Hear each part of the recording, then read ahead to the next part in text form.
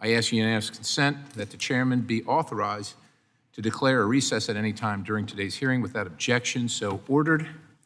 I also ask unanimous consent that members not on the subcommittee be permitted to sit with the subcommittee at today's hearing and ask questions without objection, so ordered. As a reminder, if members wish to insert a document into the record, please email it to documentsti@mail.house.gov. The chair now recognizes himself for the purposes of an opening statement for 5 minutes. I want to thank our witness, the Honorable Deanne, Deanne, is it Deanne or Deanna? Deanne Criswell, the Administrator of the Federal Emergency Management Agency, or FEMA as we call it, for being here today. Today we are focusing on the current state of FEMA's readiness, response, and recovery. FEMA's core mission is to help people before, during, and after disasters. Unfortunately, FEMA has added layers of bureaucracy and adopted political agendas which have impacted how it delivers on its core mission. The Biden administration is imposing an agenda focused on climate change and equity, which is diverting away from FEMA's core mission. On August 28th, the committee was alerted that the Disaster Relief Fund, we'll consider that the DRF at this point, would move to immediate needs funding, or INF, until additional funds are appropriated. Now, under INF, federal reimbursements to states, territories, and federally recognized tribes for long-term disaster recovery projects are halted. Instead, the remaining balance in the DRF is reserved for any immediate life-saving response activities. Committee staff first asked FEMA back in February, that's a long time ago now, what it was going to do to avoid the DRF running out of money, since FEMA's own monthly reports indicated the DRF was projected to be depleted by now, in September, where we are. FEMA provided no real solutions or answers. Despite ongoing inquiries in the weeks and months since, we were not notified of a supplemental request until it was officially submitted to Congress in August, last month, and the request was tied to Ukraine spending. Now, in the wake of one of the deadliest fires in United States history, a supplemental request for additional disaster funding comes with strings attached to Ukraine. You just think about that in the audience, if you're watching this. The American taxpayer, the people that are suffering from disasters, and somehow couldn't be bothered to discuss getting the DRF refunded until August, and it's tied to Ukraine. I can't reconcile that. I have overarching concerns about decisions being made that waste taxpayer dollars and reduce our readiness. We see FEMA's funding request to support domestic disaster response activities tied with Ukraine.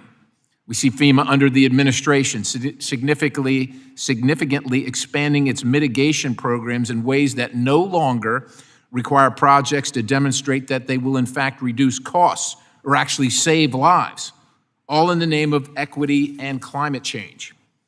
We also see FEMA resources diverted for other purposes, such as the border crisis, despite FEMA reportedly being understaffed and obviously underfunded. The Homeland Security Act prohibits the diversion of FEMA assets, functions, or mission for the continuing use of any other DHS organization unless such assignments do not reduce the capability of FEMA to perform its missions. Yes, and yet your agencies can't be bothered to follow that law. That is concerning to me. FEMA clearly has a significant capacity problem, and every diversion of resources undermines its ability to perform core missions. The GAO confirmed this capacity issue at a hearing earlier this year. But we know in response to letters from Chairman Graves of the full committee to FEMA that the key FEMA personnel have been diverted by the Secretary to assist with bringing people into the country illegally. FEMA's Emergency Food and Shelter Program, originally created to help homeless Americans, has now become a program to pay for illegal foreign nationals residing in our communities and in our cities. I know I may disagree with many of my colleagues on the role of the federal government and what it should play when it comes to disasters, but regardless, FEMA should not be used to advance partisan policy objectives, and FEMA resources, taxpayer resources through FEMA, should not be diverted for other purposes unrelated to its mission. Ultimately, all of this impacts FEMA's readiness and ability to respond to disasters happening across our country, from the Maui wildfires to Hurricane Idalia and multiple flooding events. Now, we can debate the role of the federal government, but at the very least, we need to ensure FEMA is focused on its core mission, because that is the one thing that this Congress, or that a Congress and the President agreed to and signed into law. I look forward to hearing from you today, Administrator Criswell, and I now recognize the ranking member, Titus, Representative Titus, for 5 minutes for an opening statement. Well, thank you, Mr. Chairman, and thank you, Administrator Criswell, for joining us today as we discuss FEMA's ability to lead disaster response and recovery. Since your testimony to the subcommittee last year, climate change and severe weather incidences have continued to generate dire circumstances that your agencies had to deal with. That disaster relief fund, as a result, which serves as the backbone of your response and recovery programs, is nearing depletion. So it is of utmost importance that Congress fulfill the President's request for supplemental funding, and we should do that free of any poison pills that try to impose social policy into this area. That's the only way that FEMA can continue to provide the necessary resources for ongoing recovery efforts like we are seeing in Maui and Florida, and we're likely to see even more emerge in the near future as we are into hurricane season. So I appreciate your steadfast leadership of FEMA during this difficult time. My home state of Nevada has also experienced some terrifying impacts of climate change, and want to take time to thank the FEMA people and the emergency response managers in my state for their rapid response to the extreme weather that threatened communities, especially in southern Nevada.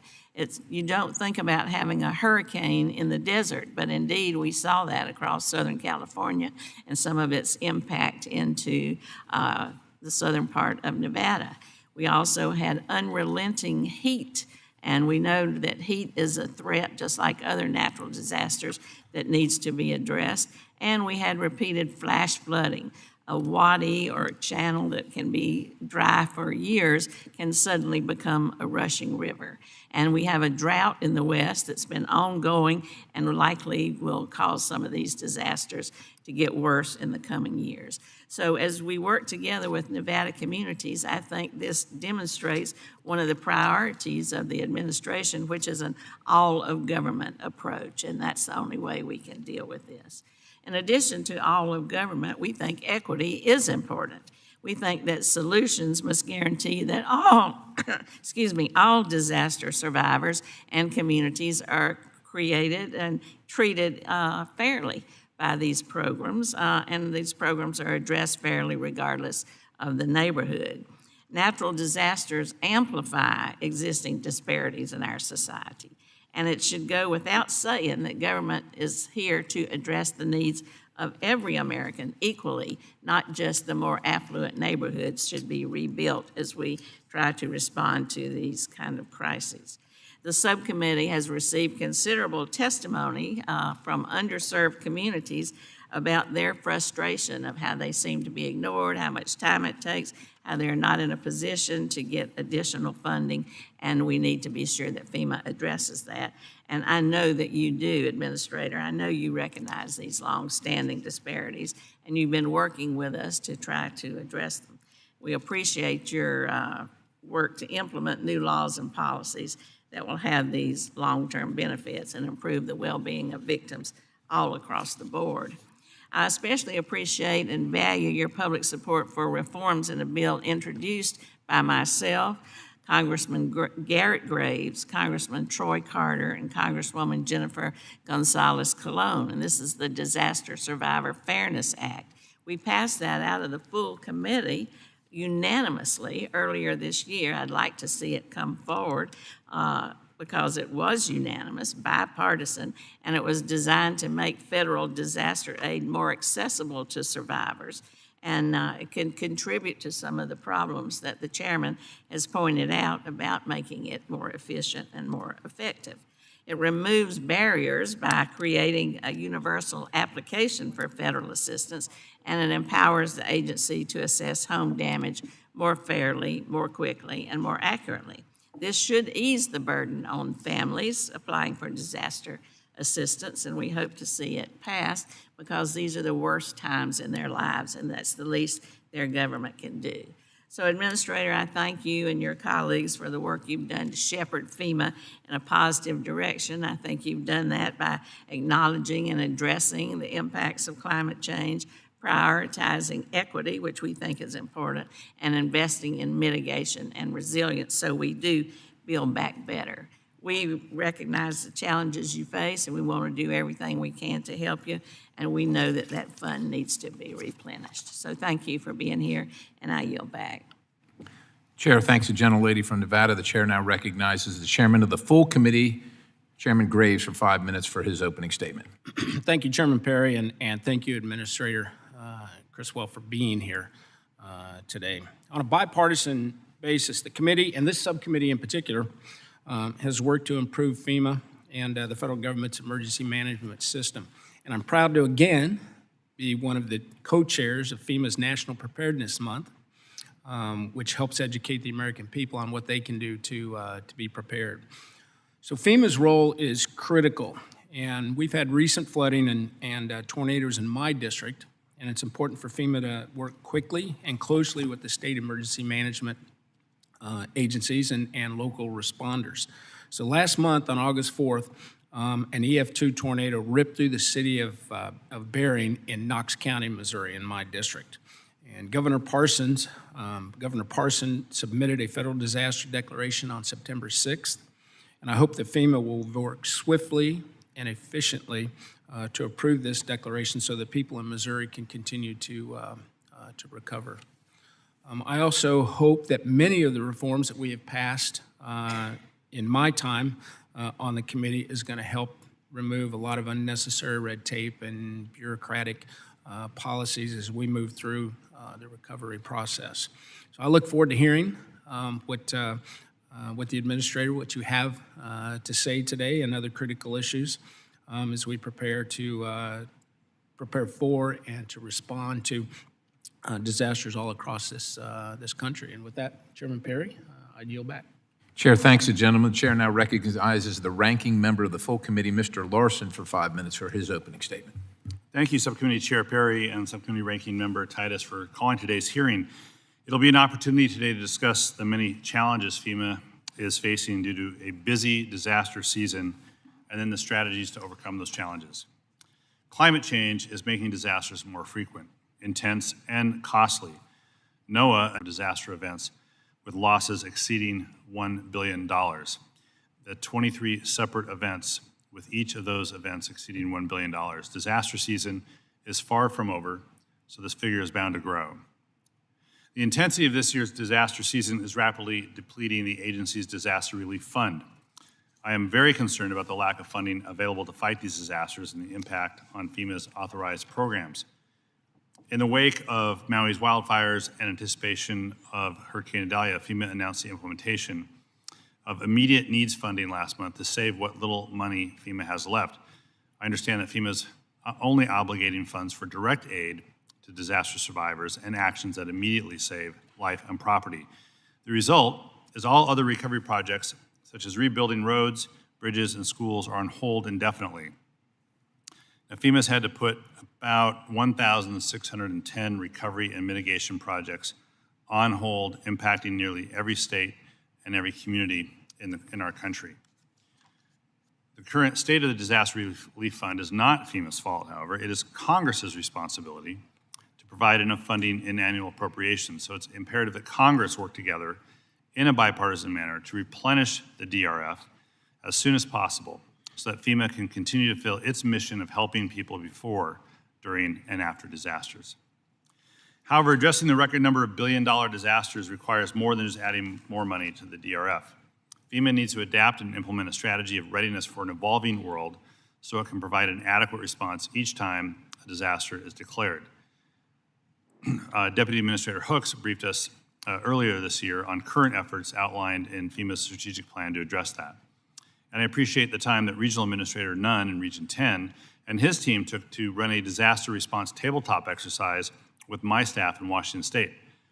The exercise was very informative and facilitated several important connections. In fact, it's something I would encourage other members to do in their regions with their FEMA regional directors to better understand Congress's role in responding to disasters. But there's always more work to be done. With more than 50% increase in storms and disasters in the last 10 years, FEMA must use science to incorporate climate change projections into all of its programs. In order to address modern natural disasters, we also need to expand mitigation and increase resilience. Overwhelming evidence shows that mitigation is a common sense, cost-effective way to save lives and property. So I support expanding funding and access for mitigation and resilience projects. And we need to leverage all the resilience funding provided by the bipartisan infrastructure law. This landmark legislation included a $7 billion investment for pre-disaster mitigation programs, which made it possible for FEMA to support the largest notice of funding opportunity in the Building Resilient Infrastructure and Communities program, the BRIC program, the largest NOFO in its history, last Congress, and funded the new Storm Revolving Loan Fund program. I also have new authorities provided by legislation such as Representative David's Community Disaster Resilience Zones Act will also help the agency target funding to communities with the greatest need and highest risk of natural disasters. We have to ensure all communities have equal opportunity to access these vital funds, and this can be achieved by providing additional technical assistance to underserved applicants and simplifying the benefit cost analysis requirement. More needs to be done to ensure our nation's readiness by incorporating climate change projections into all FEMA's programs and to make access to pre-disaster mitigation grants equitable. Administrator, you have a difficult job. I want to thank you for the work that you do and that your team does and that they've done under your leadership. Your dedication and service to communities throughout the country is well noted, and we need to do our job in supporting FEMA's efforts to ensure more equitable outcomes and building a more resilient nation.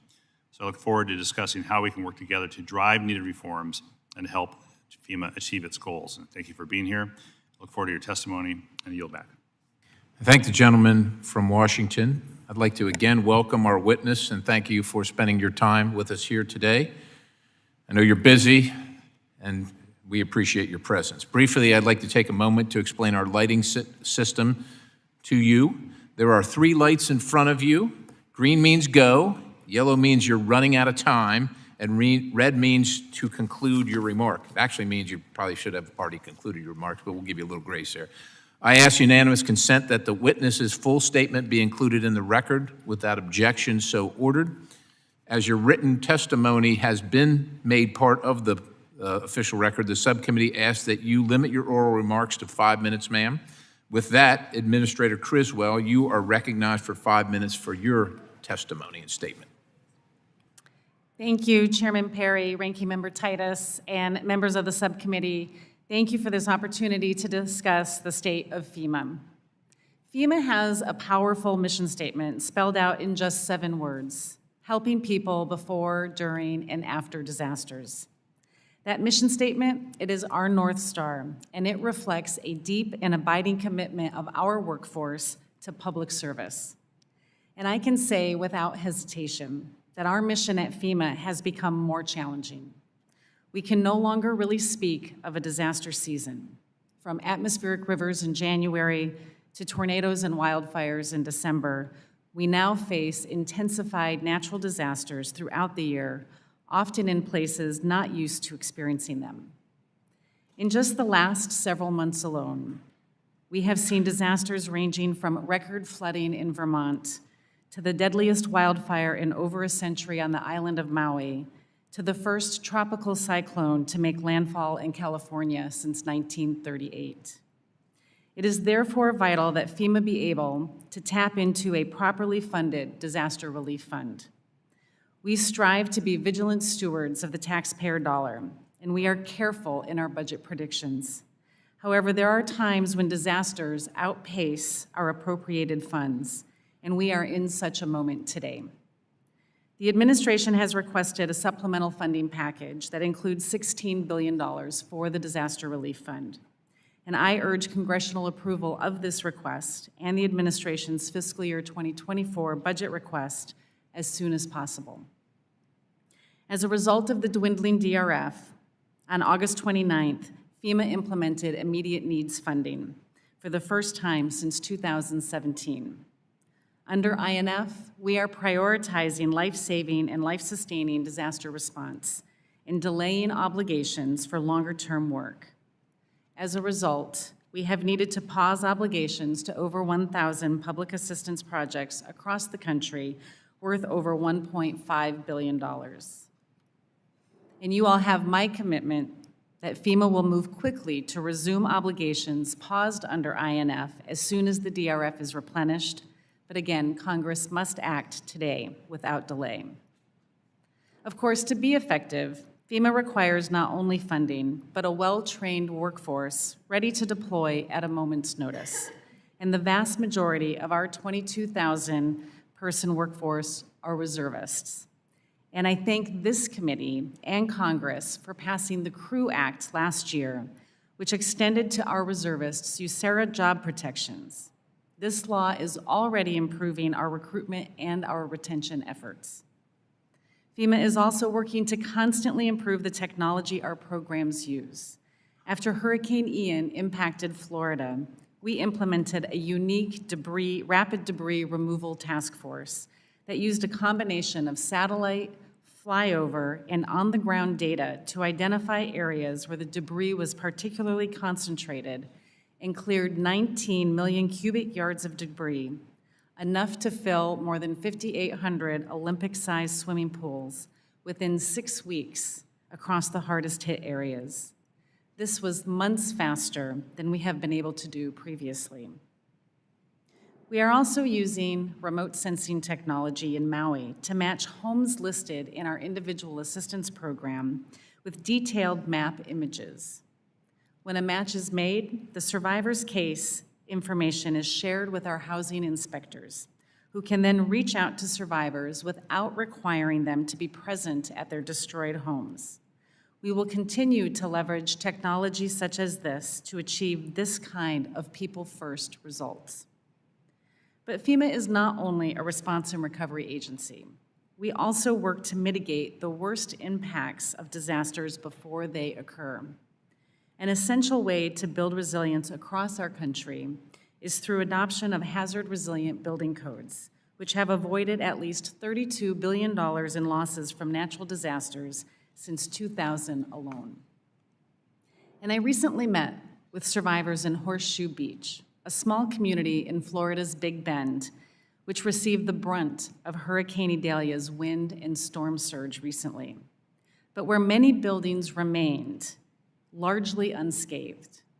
I talked with one homeowner who owned several such properties, and he told me clearly, "I built to code, and codes work."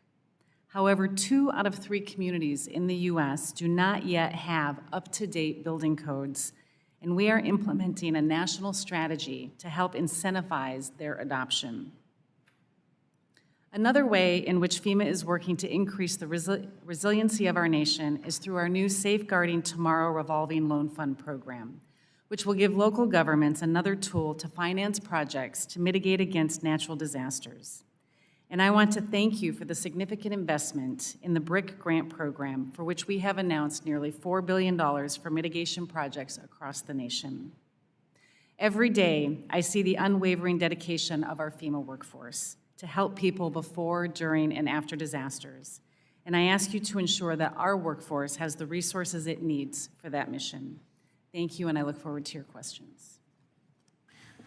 Thank you for your testimony. We will now turn to questions for the administrator. The chair now recognizes himself for 5 minutes for questions. Administrator Criswell, probably is no surprise to you, I don't sometimes agree with my colleagues on what the role of the federal government should be in disasters, but I do believe whatever the federal government's role is, it should be efficient and actually help people. I recently learned of a situation in which a small business contractor has waited months, I actually think it's years now, to be reimbursed for emergency work, and I have heard of some contractors literally waiting years. I used to be a business owner, and your receivables are important. It's how you It's how you plan on being able to pay your employees, grow your business, pay your taxes, pay your insurance, buy equipment, et cetera. How do we expect private sector partners to step up following disasters if they can't count on your administration? But I would imagine if you think you're working for the federal government, that would be a guaranteed paycheck as long as you do the work to standard and as required. But if you're going to wait months and years to the point now where this one particular company is laying off its staff because they can't be paid by you, how do you expect anybody to be willing to work for FEMA in a moment of crisis where you got to move quickly, you're in a hurry, everybody's in a hurry because people are suffering the effects of the disaster? What's your answer to that? How does that get solved? Chairman, I obviously don't have the specifics of the company that you're speaking of, but we work through our states and with our local entities to reimburse for the work that is being done as they rebuild after these storms. Part of our process is to make sure that we are collecting all of the appropriate documentation for the work and making sure that it's done in alignment with. So if it's done and all the paperwork's in this particular instance, and I don't want to mischaracterize anything, you or them, so I'm not going to name that company, but we can talk offline about it. Everybody's doing this, right? They went in and did the work, they relocated their people, they did the work, the disaster's over, everybody's happy and with the work, but yet there are millions and millions of dollars unpaid now for years. Yeah, Chairman, every situation obviously is specific and unique to that situation. I would be happy to get with you offline and better understand the specifics of what you're talking about, and I'll be But happy you to understand break that through any other barriers that we contractors have. that are watching that circumstance are going to be reluctant to respond in a similar circumstance if they know that they're not going to be paid for years in the tune of millions of dollars. You understand that, right? Again, Chairman, I don't know the specifics of which one you're talking about. We reimburse billions of dollars I know you every do. year to communities and states to do the recovery and rebuilding work. It's unfortunate that there is one specific example that you're talking Right. about, but I'm happy to work with you on resolving that. Okay, ma'am, the devastation in Maui draws concerning parallels to the Camp Fire in California and the role of PG&E in that fire. In fact, the Wall Street Journal has reported that Hawaiian Electric is seeking legal advice from PG&E and itself and how to deal with the consequences of their actions. The Maui fires, like the Camp Fire in California, appear to be the result of net zero policy, diverting resources away from fire mitigation towards renewable energy. Now, that's not on you, that's their decision. But this does mean the victims of the wildfires are the victims of self-imposed, irresponsible, and now deadly climate policy-created disaster. It wasn't the consequences of CO2, it was the consequences of these policies that destroyed their property, killed their loved ones, and ended over 100 lives. The net zero madness started in 2015 when Hawaii became the first state in the nation to require a transition to so-called renewable energy by 2045, and they said they would reach the net zero benchmark 5 years ahead of schedule, then retired 2 conventional power plants and sought to replace them with 900 megawatts of renewable power. The same year, after one of the worst wildfire seasons in Maui to date, Hawaiian Electric identified the significant risk of wildfire to their system and the need to implement mitigation efforts. They identified it. But then they prioritized renewable energy over fire mitigation. To date, little or no mitigation work has been completed. Instead, they spent millions on this transition to renewable energy. This is a concerning trend of policy-induced wildfires, and it raises a lot of questions about the opportunity to costs associated with rapidly transitioning under mandate, not under market, under mandate, to unreliable technologies at significant cost to the ratepayer and obviously devastating consequences to homeowners. Make matters worse, I'll just go on a little bit here and I'll truncate my remarks on that. But let me ask you this. This has become the policy of not only Hawaii, but many Western states where wildfires are prevalent. Should the American taxpayer, through FEMA,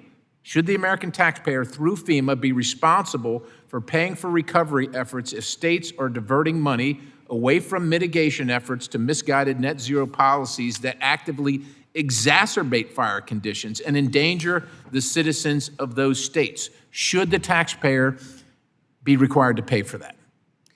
Chairman, we're seeing an increase in the number of wildfires across the U.S. and I don't know that that's at true, but FEMA. regardless, what I'm talking about is what's causing them. Policies are causing the wildfires. People are losing their lives and their property. Should the rest of America be paying for that when that can all be avoided? That is the question. FEMA's role should always be to go in and support the response and recovery of communities that are impacted by any type of severe weather event. Regardless of poor management decisions that are We also life-threatening. have several programs that help communities invest in mitigation to reduce the impact. That is a focus that we need to continue to work on together. Are you doing anything to reduce the impact of these net zero policies? To reduce the impact of severe weather events. No, net zero policies, that's what my question. Are you doing anything to mitigate them so these people's lives and homes can be saved? Are you doing anything in that arena? Our focus, Chairman, is to work with communities to reduce the impact of whatever the risk is that they're Okay, so the answer would be no. I thank the gentlelady, and I yield to the gentlelady from Nevada, Ms. Titus, for questions. Thank you. I'm still trying to figure out how using renewable energy causes wildfires, but I guess there's an explanation for it. You know, trees explode. I don't know. Anyway, we know that the balance is down to $2.4 billion in the relief fund. That sounds like a lot, but as we have more disasters, they last longer, they do more damage, they're more expensive. This money is going to be gone very quickly, and I've been very vocal about supporting supplemental funding to the DRF and saying that it should pass the House without any social policy, poison pills attached to it. One area that you don't hear as much about, but it certainly is a partner of yours, is the National Weather Service. Now, the National Weather Service, I think, is one of the strongest federal partners we have for emergency managers. We rely on their services daily to predict what's going to happen, forecast, warnings, decision support. Now, the Republicans have proposed slashing the National Weather Service by $200 million this fiscal year. I wonder if you could comment on how that will undermine some of your efforts, or if you think that's a good idea. Ranking Member Titus, the National Weather Service is such a great partner for us, and all of the sister agencies that go with that, the National Water Center, the National Hurricane Center, all of those components underneath NOAA. They bring us critical data and information as well as modeling to help us anticipate what the threats are going to be to a community so we can put the right measures in place to help protect them, whether that is as we're watching a storm develop and allowing us to pre-position resources into areas so we can perform life-saving actions, to predicting what the future might hold to help better invest our mitigation dollars. Any reduction in the ability for us to get that valued information, data, and modeling would have a significant impact on the safety and security of our communities across the nation. It would negatively affect your ability to spend the taxpayer dollars in the most efficient way to save property and to, more importantly, save lives. Is that right? I think it would cause us to have an increase in the amount of money that we're spending on responding and recovering because we won't have the accurate data to better mitigate against the future risks that they're facing. Thank you. I would ask you also your opinion and to tell us a little bit about what you think will be the results if we can get the Disaster Survivor Fairness Act that I mentioned in my opening statements passed. This seems to be supported by both parties. Seems to make us more efficient, seems to be a way to speed things up, to be more equitable, passed out of this committee unanimously. Would you talk a little bit about how you anticipate that might be a good idea? I am very excited and very appreciative of the support of this bipartisan legislation. I believe that the Disaster Survivor Fairness Act is going to make a tremendous difference in our ability to help communities. And there are a wide number of things that are covered in that, but there's three that I really want to point out for the committee. First, it's going to give us the authority to do direct repair to homes. This is going to be quicker, more efficient, as well as more cost-effective than the traditional programs that we use of manufactured housing or temporary housing units.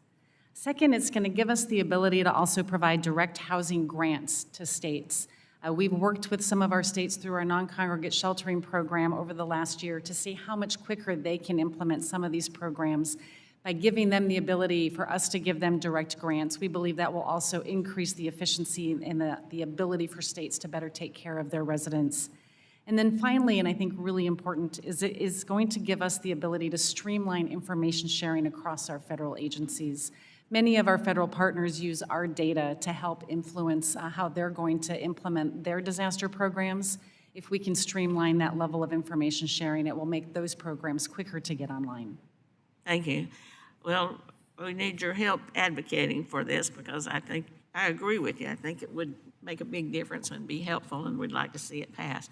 Something else real quickly I'd ask you about are the firefighter grants that are set to sunset next year, next September, merit-based matching grants for local fire departments. Can you address those? Is that, your advocacy for renewing those programs? Yeah, the reauthorization of our Assistance to Fire Grant program is of critical importance because our firefighters are the backbone of our first responders that are out there. And this grant program, allows us to continue to build capacity in our fire departments, both volunteer and paid departments across the nation. And the ability to have this program in place, if we didn't have it, it would definitely jeopardize our first responders across the nation. And that's You not have my just to support fight for this. wildfires. They do have many other functions as well. I'm sorry, ma'am? It's not just to fight wildfires in the West. They No. have many other functions as well. No, this is for across the all of our country. firefighters, structural firefighters, municipal, as well as, again, our volunteer agencies. Critical program to keep that capability efficient to support the needs that we're facing. Thank you. I yield back, Mr. Chairman. Thank the gentlelady. The chair now recognizes Representative D'Esposito. I'm sorry, we thought that Chairman Graves would be here, but he's not, so we're going to go to Representative D'Esposito. 5 minutes, sir. Thank you, Mr. Chair, and thank you to Administrator Criswell. I appreciate you appearing in front of the committee that I chair in Homeland Security, Emergency Management, and Technology. And at that time, we discussed the ever-changing mission. Although FEMA has a mission, that mission has changed over the years. And obviously, most recently in the disastrous southern border that we're dealing with, FEMA recently announced in June that New York City was set to receive $100 million from the Shelter and Services Program to address the ever-growing migrant crisis. Since then, as I'm sure you're well aware, the problem has only worsened. And recently, Mayor Adams, just last month, and I quote, said, "This issue will destroy New York City." Claimed that agencies may have to slash up to 15% from their budgets. Now, prior to you being the administrator of FEMA, you served New York City proudly for 2 years, and I appreciate you leading the Department of Emergency Management. But 15% from the budgets of departments like sanitation, the FDNY, the NYPD, emergency management, buildings, and on and on and on. Has anyone from New York City been in contact with FEMA requesting additional funds to address the migrant crisis after already receiving $100 million? Representative, we have been in continuous communication with the City of New York. My regional administrator maintains close contact on a regular basis as to understanding what their needs are. And the department recently sent a team down there to do a deep dive with the mayor and his staff on what the current situation is and the needs that they have to have a better understanding. The funding that we have through the Shelter and Services Program is a finite amount of funding. And so we do recognize that they came in with a much larger request than what we were able to appropriate to them. And how much have they additionally asked for? I don't have that number right in front of me, but it was well above what we had the ability to give, given the amount of money we had available. Well, I think part of the problem is, and as someone, and I appreciate all of your time that you spent in emergency management, as someone who has also spent his adult life in the emergency management world, we always ask ourselves, are we better off today than we were the last time we dealt with this issue? And I think it's clear that Mayor Adams had no plan for being a sanctuary city, and when asked by FEMA, what are your needs and what do you need from us, he doesn't have an answer because there is no plan. So Obviously, it's concerning that New York City continues to face the significant challenges that it does. You never want to hear the mayor of one of the biggest cities in the world saying that we have an issue that we're facing that we can't control that is going to destroy our city. How is FEMA evaluating the difference between New York City and other cities and the intended purposes of this new program? Yeah, the shelter and service program, again, was directed by Congress, and the first part of that funding went out through our legacy program, the Emergency Food and Shelter Program for Humanitarian. As we moved into the shelter and services program and the delivery of this as a new grant program, we evaluated the data as it relates to releases as well as destinations to make our determination. In the first part of the program, we had a heavier weight on releases, and in the second part, in the first delivery of the SSP program, we did have a higher focus on the destination cities. As we move into the next fiscal year, if this program continues to be funded, we are going to look at making this a more competitive grant program using current data, since the first delivery was based on existing data, but we know that the dynamics of the situation are real and that the data changes on a daily basis, and we want to make sure we have a better understanding of impacts to communities as we go into the next fiscal year. So in making these decisions, you and your team have obviously gone through more data than anybody probably ever wants to look at. Do you believe that there is an immigration crisis facing us under the, I would say, failed leadership of the President and Secretary Mayorkas? Are we dealing with an immigration issue throughout this country, specifically in New York City, which borders my congressional district? Representative, I'm not an immigration agency, but what I can tell you is that my agency will continue to focus on supporting jurisdictions that are managing the care of immigrants through our shelter and services program. And I appreciate that. I only have a few seconds, so I will ask it this way. Are there resources that should be utilized in other areas of FEMA, focusing on its original mission, that are now being taken away because of the issues that we're facing because of the failed policies of Secretary Mayorkas and President Biden? The only resources that we are contributing to this mission right now are through the delivery of our shelter and services program and providing reimbursements to jurisdictions for some of the costs that they're incurring. Correct. And if we didn't have this issue in place, we would be utilizing that funding for other things in FEMA. Mr. Chair, my time has expired. I yield back. Chair thanks the gentleman. The chair now recognizes the gentleman and ranking member of the full committee, Mr. Larson from Washington. Thank you, Mr. Chair. Administrator, could you just clarify that last answer? Would you be, is the shelter and services program diverting dollars from otherwise, or is this allocated, appropriated dollars into that program that you don't, it's in there, you don't control? The shelter and services program was an additional allocation to our budget specifically for that program and not diverted from other programs. So you didn't divert money from other programs? We did not. FEMA. Thanks. Speaking of which, other programs, back to the disaster relief fund. I understand you're implementing cost-saving measures until Congress passes supplemental disaster funding. There are quite a number of projects. You noted the number, I noted the number that are being delayed in terms of funding. One of which is in Whatcom County in my district, and we can all talk about our district. But for Washington State, that one program, the Hazard Mitigation Grant Program funding delay is a little over 10% of the total amount in Washington State. So can you elaborate a little bit on the urgent need for supplemental funding, but how delaying projects that are funded in different programs can't be funded because of the delay in the problem with the disaster relief fund? With the current health of the Disaster Relief Fund, again, we've been watching this very closely throughout the year and made the determination to implement immediate needs funding because our focus and our priority needs to make sure that we always have the resources available to support life safety, life-sustaining activities. Right. And through immediate needs funding, that's what we're able to do. What we do is delay the obligations for some of this other work. It doesn't mean that the work necessarily stops. It just means that we cannot reimburse jurisdictions for the costs that they incur as a result of that until the DRF is replenished. Is that because money's reimbursed out of the DRF? It is reimbursed out of the DRF. So if it's funded through the Hazard Mitigation Grant Program, which is for Whatcom County, that's what I believe where those dollars are coming from. It's those dollars are spent down, or does the DRF fund the the hazard mitigation grant program? Our hazard mitigation grant program, as well as our Building Resilient Infrastructure and Communities program, are both funded out of the Disaster Relief Fund. Okay. And I think one of the things that we will see is smaller jurisdictions that aren't getting reimbursed for their projects, they're not going to be able to continue some of the work because of cash flow issues. And so they'll need the reimbursement for these types of projects so they can continue the work.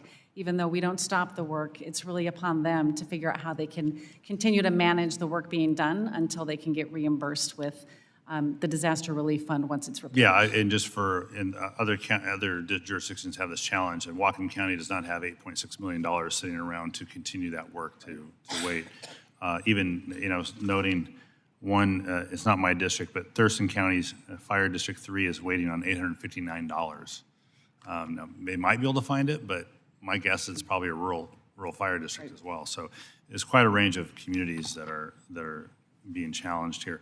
On BRIC, you both recently announced, and thank you for getting these BIL dollars out the door. We authorized the STORM program and funded it.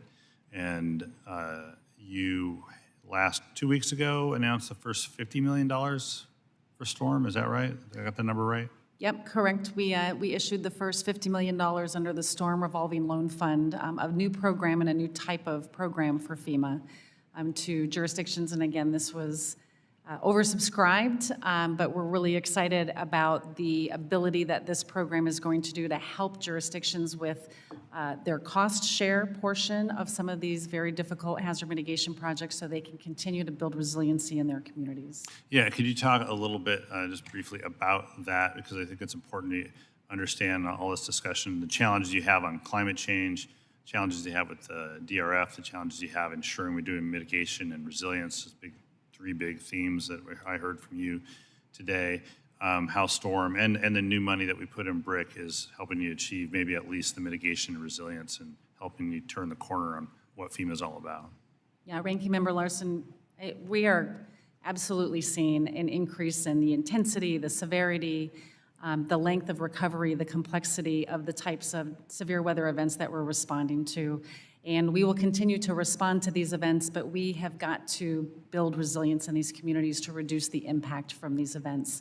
And the way we do that is through our mitigation programs, whether that's our HMGP program, which is funded after a disaster, where states and jurisdictions have funding after disaster strikes, or our BRIC program, which can provide funding for pre-disaster, helping them identify what types of projects are going to help make them more resilient.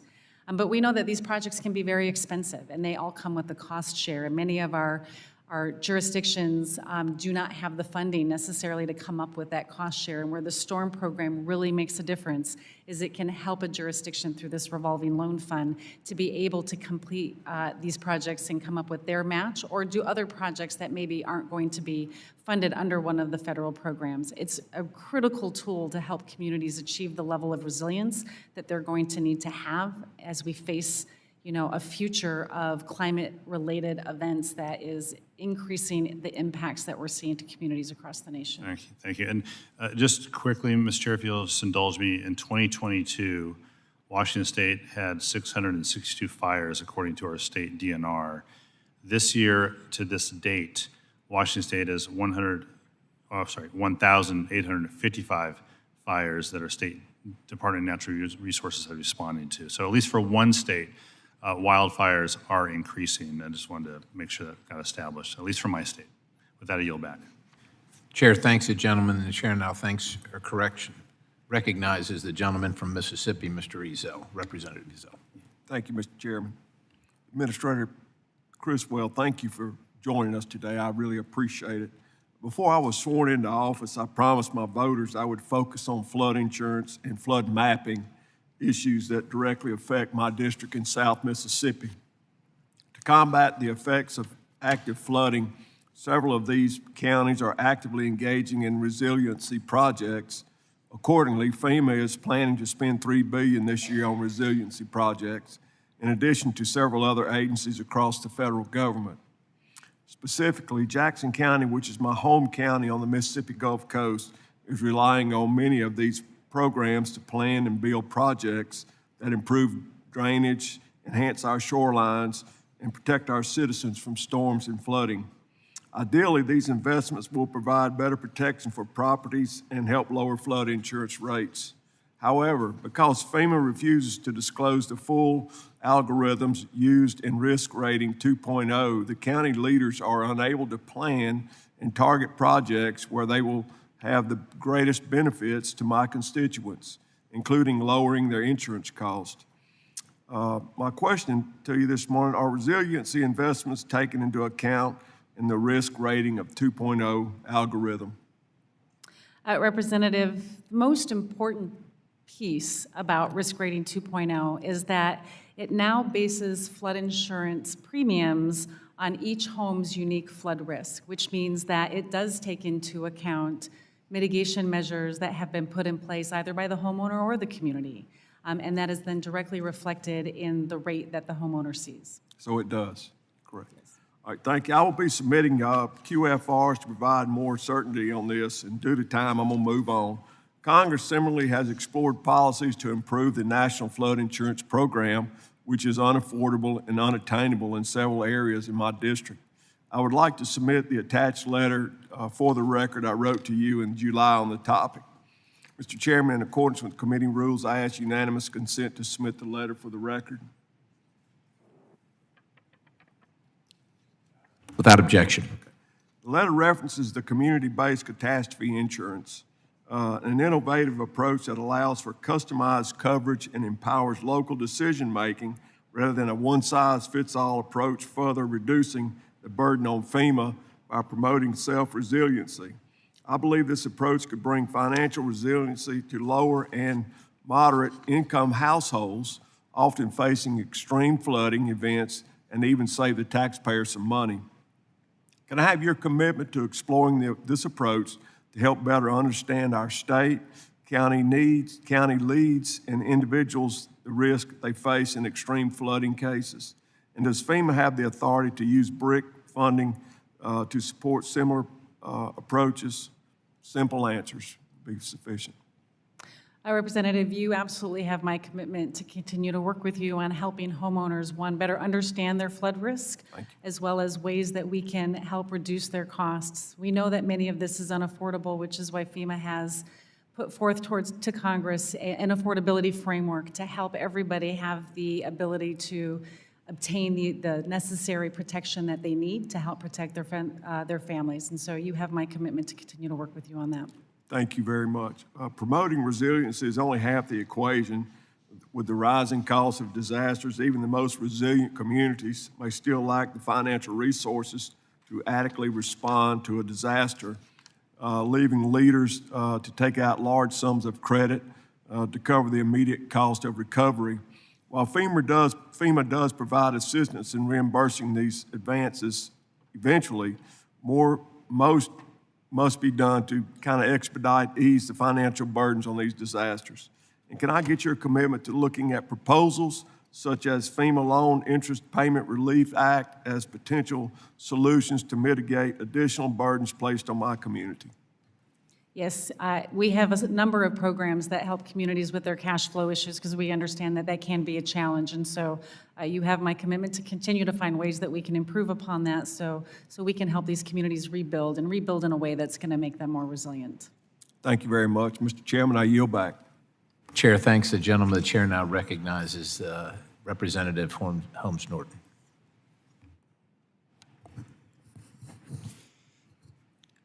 Thank you, Mr. Chairman. Administrator Criswell, it looks like we've got a big double problem. We've got a worsening climate crisis, and we've got insufficient funds in the disaster relief fund. In my district, the District of Columbia, 13 public assistance projects totaling $7 million have been put on pause, as well as $190,000 hazard mitigation project also on pause. It's critical that we replenish the disaster relief fund as soon as possible. Could you speak to the impact on communities and disaster survivors if Congress does not pass supplemental funding for the Disaster Relief Fund? Representative Norton, right now, we are closely watching, the draw on the Disaster Relief Fund and want to ensure that we always have enough funding to support those life-sustaining activities that need to happen, which means many of the projects like you described, our obligation and our ability to reimburse those jurisdictions is on hold.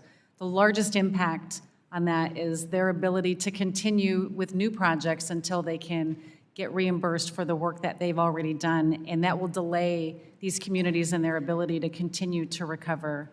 Absent a supplemental, this just means that we are going to be that much farther behind with what is appropriated or what is recommended in the President's budget for fiscal year '24, and will further delay our ability to continue these long-term recovery projects in the months ahead. In your testimony, you emphasized the need for up-to-date disaster-resistant building codes. This issue concerns the residents of my district, the District of Columbia, which hosts a large number of of historic buildings. In what ways can FEMA aid in pre-disaster mitigation and resiliency of historic buildings? One of the programs that I am very excited and proud of is our direct technical assistance program that we're doing under our BRIC mitigation program, Building Resilient Infrastructure in Communities, where we are going into communities and helping them envision what types of mitigation projects that they can do, and helping them think through what maybe they hadn't thought of before. And we've had great success in supporting a number of communities across the nation to help them design and develop mitigation projects that are going to help protect their communities, especially communities that have such historic nature. And we would be happy to work with you in better understanding some of the communities that you feel might need this type of technical assistance. I mean, we can work with you to try to offer that. I would appreciate that because that's a special problem here in the nation's capital. Finally, we in the District of Columbia have seen extreme heat. Earlier this month, temperatures soared to at least 97 degrees for 5 straight days, breaking all historic records. How does FEMA help state and local governments respond to extreme heat? One of the best things that FEMA does to help communities battle the impacts of extreme heat is through preparedness as well as mitigation. On preparedness, what we have done this year is we launched our Summer Ready campaign to help individuals and communities understand the things that they can do to help protect their families that are experiencing extreme heat. But we also know that we have to help communities build resilient infrastructure to help support that, whether that is making sure that they have generators for cooling centers or white roofs to help reduce the heat inside buildings, or adding green areas. Our mitigation programs can also be used to help mitigate the impacts of extreme heat for the future events that we're going to see. Thank you very much, and thank you, Mr. Chairman. I yield back. Chair thanks the gentlelady. The chair now recognizes Jennifer Gonzalez Colon from Puerto Rico. Thank you, Mr. Chairman, and thank you for bringing us together for this hearing. And thanks to the administrator for actually being here to answer many questions. In my case, tomorrow is going to be the 6th anniversary of Hurricane Irma Maria in Puerto Rico. And we're still in the process of approving and performing recovery work for municipalities, non-for-profits, faith institutions, individuals, and many others. The recovery of the electric power grid of the island is still mostly in the planning stages, which is one of the issues that I'm most concerned with. And there's been a historic funding, but there's a very real fear that between delays and cost increase, there will be a missed opportunity and work that was promised and will not get done.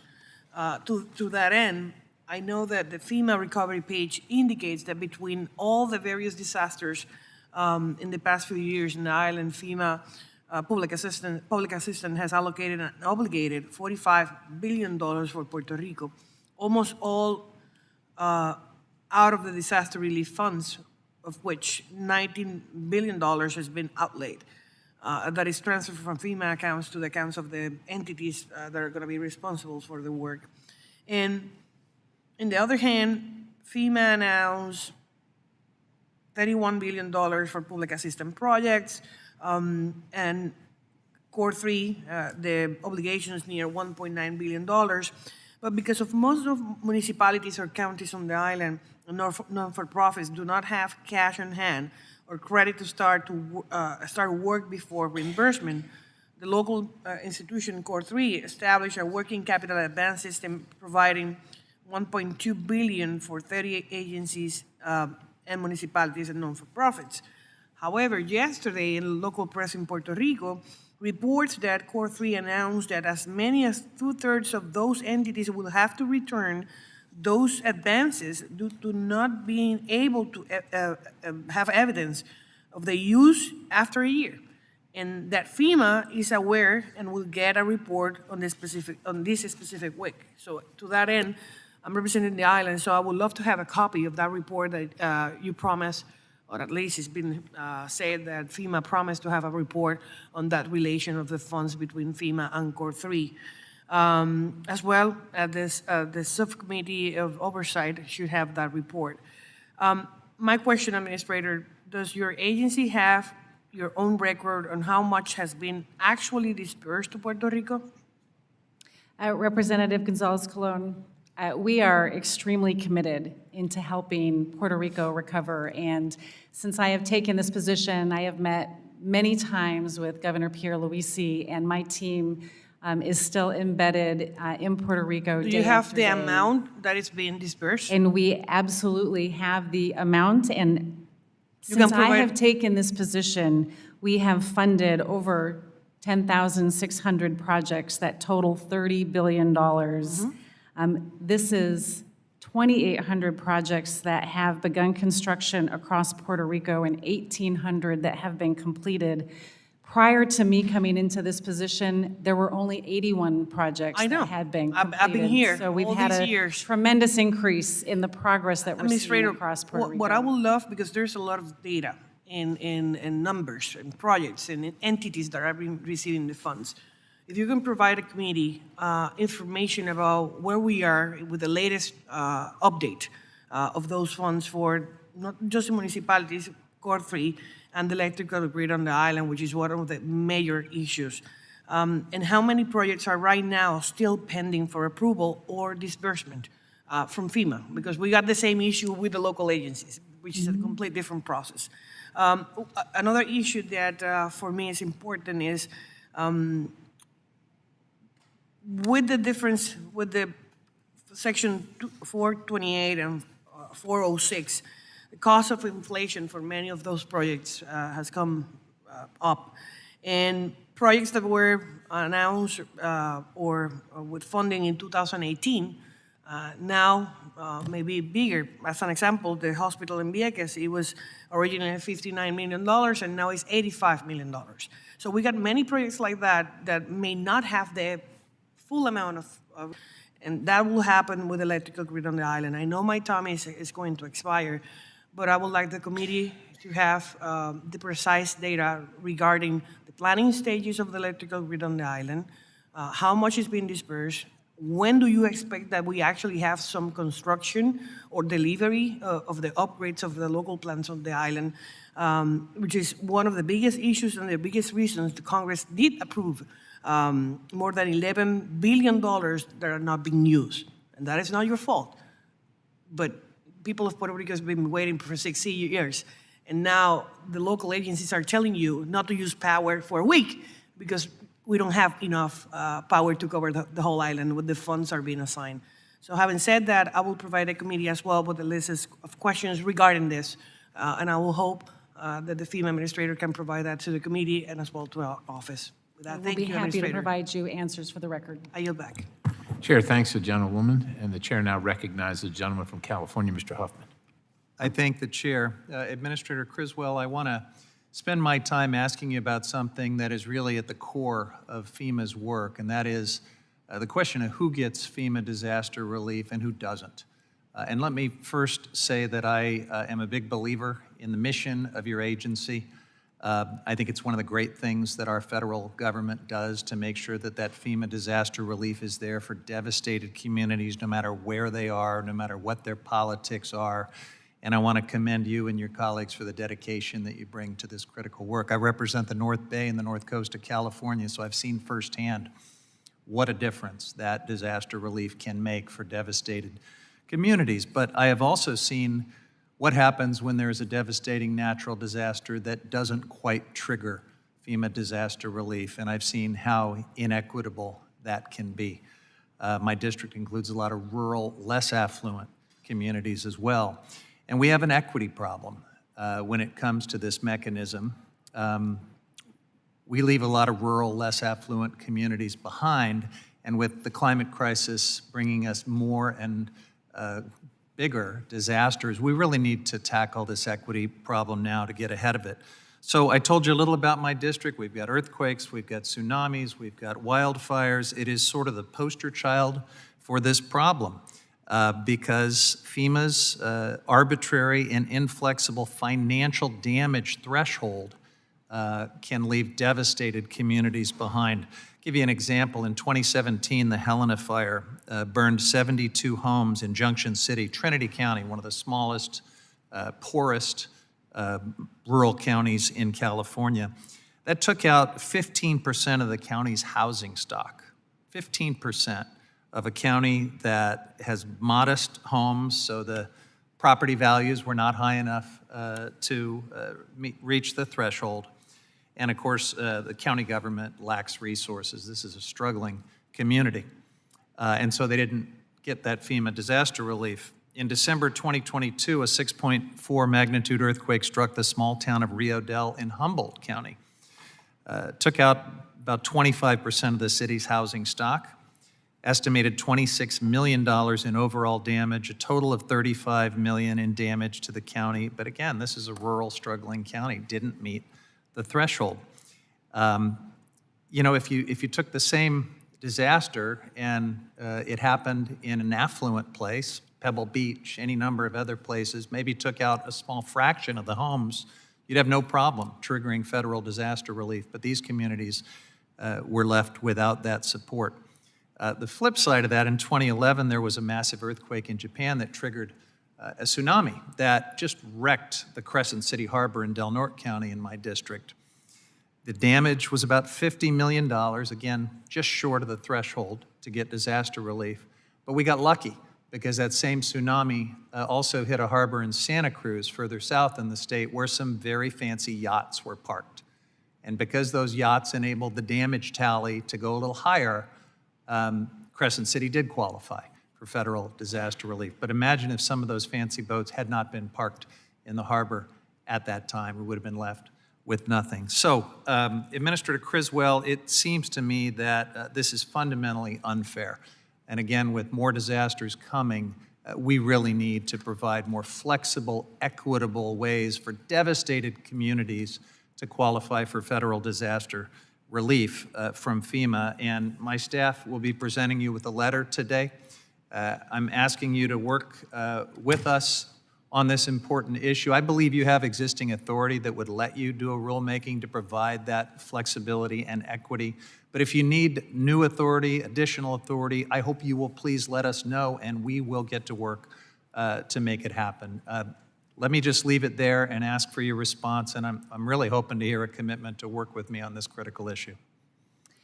Representative, you make some very good points, and it really does show why one of my priorities has been equitably delivering our programs.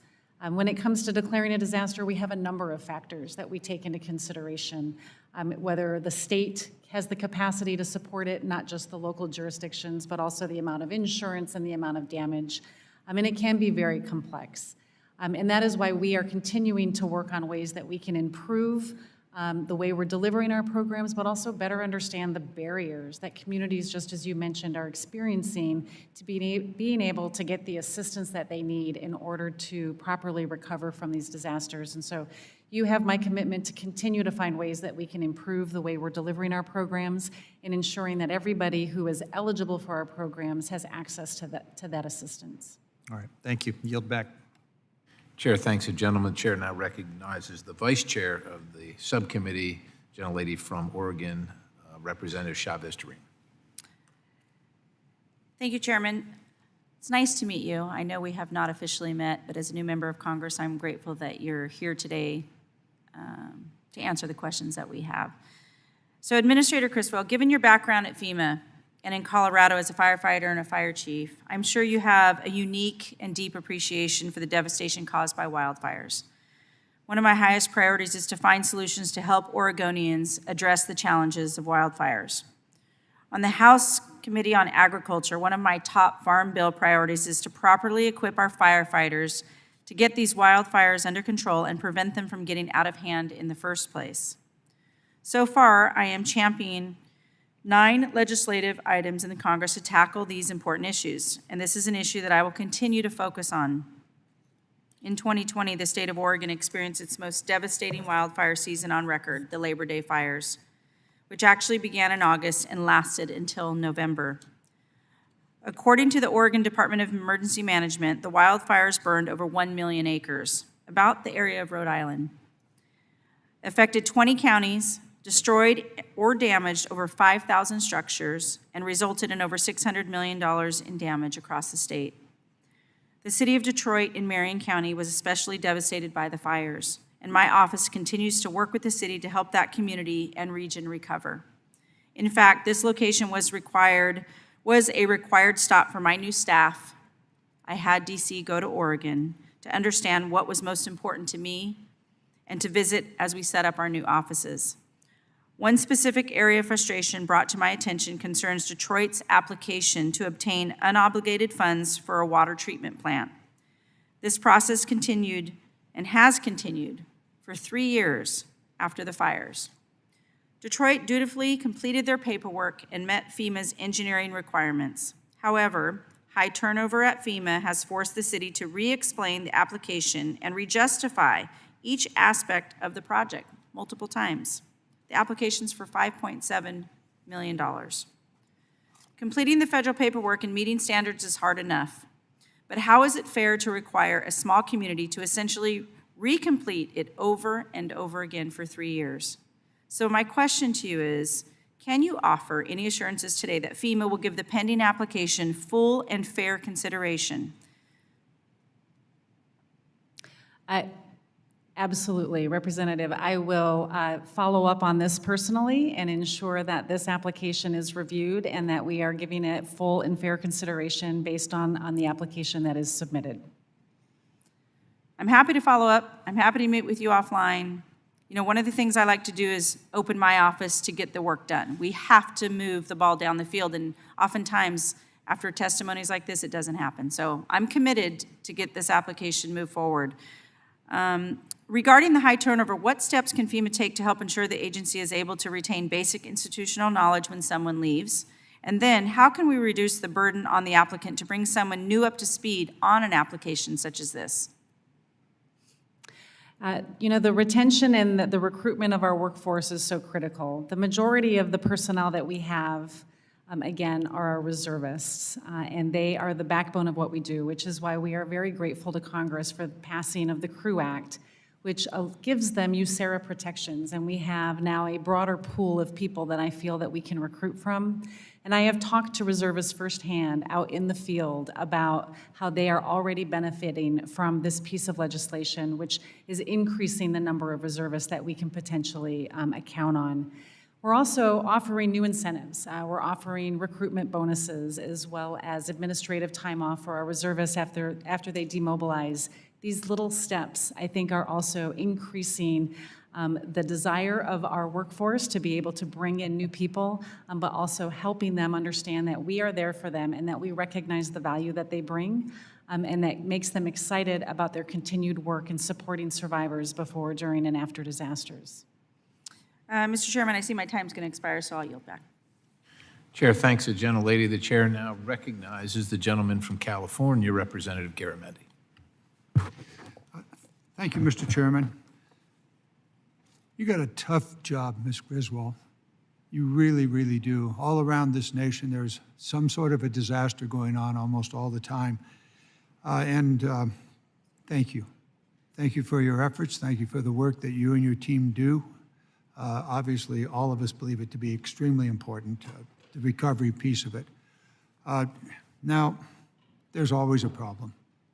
And some of these problems are in the scope of the issues you face would seem to be mundane.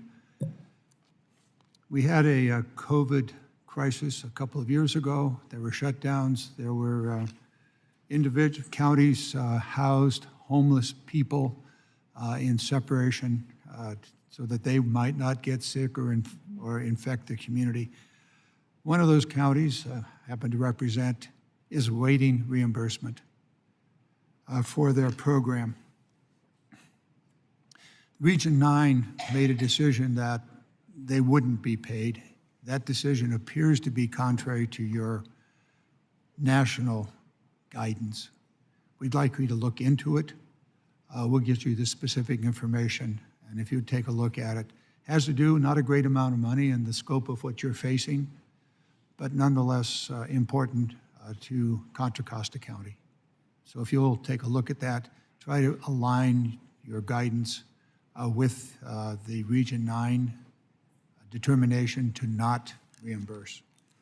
Now, having said that, we'll just let that hang out there. We'll get you the specific information, and if you'll follow it up, we would appreciate it. But in the scope of the issues you have, good luck. We will never be able to deal with disasters unless we continue to press for mitigation. And the mitigation is one of your tasks. And there are a couple of mitigation programs that are of concern here. Specifically, the mitigation having to do with the water infrastructure. One of your programs does not seem to provide for firefighting water infrastructure. It may be a hydrant, it may be a tank. Could you please take a look at that? And if we're going to mitigate, for example, the Camp Fire or Lahontan, how do we do it without water and the water infrastructure? You have a program that can deal with that, and we need to make sure that that would be included. Again, we'll get you specific concerns that we have in California about that. The final point is your revolving loan fund program. It does, if it works, provide the state with money that they can then pass on to counties, cities, others, to get ahead of the problem by using that money to develop mitigation programs. However, you've awarded that to 7 states, about $50 million to 7 states and the District of Columbia. You got about $100 million available. So how about the other 50 million? Maybe you have as much as 200 million. It's not exactly clear how much money is in this revolving loan fund program. Can you push the money out, or is that money now being allocated for the disaster recovery? Please take a look at that. Obviously, California, other states who have spoken here today, the representatives have. What is the status? Can you push the rest of that money out, or is that going to depend upon the additional money that we must provide to FEMA? I don't know that you're up on this issue now. If you are, love to hear your comments. If you're not, I'm sure you'll get back to us. Representative, the Storm Revolving Loan Fund is such an incredible tool to help our communities build resilience in areas where perhaps they don't have the funding to front some of the costs or even to cover the cost shares for some projects. And so we're very excited about this program. When we first got the authorization and the funding for this program, we wanted to make sure that we could get a portion of that funding out as quickly as possible. And so that's why we did a partial notice of funding opportunity for the initial $50 million that you mentioned. This program also requires, it's a first of its kind program, and it also requires that our state and our local partners build capacity to be able to administer such a program. And so while we did an initial notice of funding opportunity. We have also been working with our state and local partners to help them establish programs so they can administer this. And as we continue to go forward with this program, we will be issuing our notice of funding opportunities for the full amount of this program going forward, while we continue to work with building their capacity. I'm out of time, but my final comment is I very, very much appreciate the task that you're doing and the extraordinary importance of it. So know that at least some of us want to really support you. Thank you. Thank you. Thank you. And with that, I will recognize the gentleman from California, Mr. LaMalfa, for 5 minutes. Thank you, Madam Chairman, and for the committee members for allowing me to sit in today. Appreciate it. A very important topic. And Ms. Criswell, thank you for your efforts with FEMA and difficult times. Pivoting off what Mr. Huffman said a while ago with tsunami and earthquake and wildfire and flood, and I think we can add pretty much all that in the area I represent adjacently, and who knows, maybe even volcanic eruptions on it someday with the possibilities. But I wanted to, in terms mostly of wildfire, my area has been devastated several times. Mr. Garamendi mentioned the Camp Fire right in my backyard, Paradise, California, only to be eclipsed by Lahaina and loss of life. Incredible. And the Dixie Fire in 21, 1 million acres, lost the town of Greenville and Canyon Dam. So the Lord's blessed us with much rainfall and snowpack this year, so we're not feeling so much of the size and scope of wildfire that we've been kind of used to lately. But I wanted to speak with you about some of the practical matters. Again, it's hard to get things out the door quickly enough, and we understand that. And some really great work got done by FEMA, working with Cal OES and the local governments on those other fires, kind of having to build from the ground up on wildfire, since it hadn't been quite the big area that FEMA had to do in the past. So, but we're still having trouble on timing of things like that, and getting, whether it's been the housing, the trailers and things. I want to touch on what's called the North Complex Fire, centered in Butte County, California, a town, Berry Creek, and you might well be familiar with this. The Lake Madrone area of that in the North Complex Fire, very, very, very impacted, including their water delivery system for the community, and they have nothing there.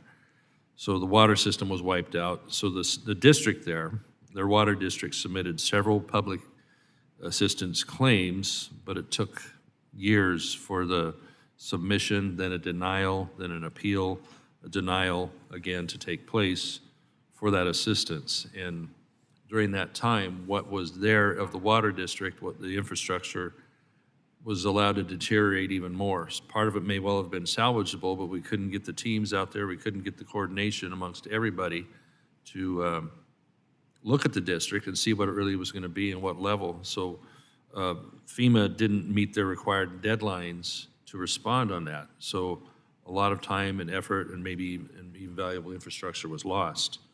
So especially a really small town like that, like kind of like Mr. Huffman was talking about, are extremely impacted because they have limited staff, a limited ability to apply for this or ask for grants and things like that. So what I'd ask you is that if you could take, at your level, another look at Lake Madrone, the North Complex Fire in Northern California, and see if you really believe they got a fair shake on that, because they absolutely need the assistance, and so much time went by before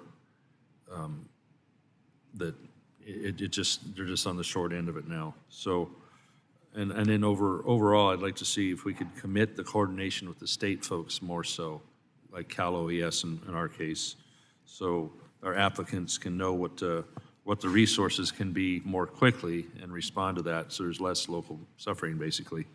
So would your office be able to work with mine and with HUD, and as well as California's entities, to find a way to compact these timelines and not have these unnecessary delays?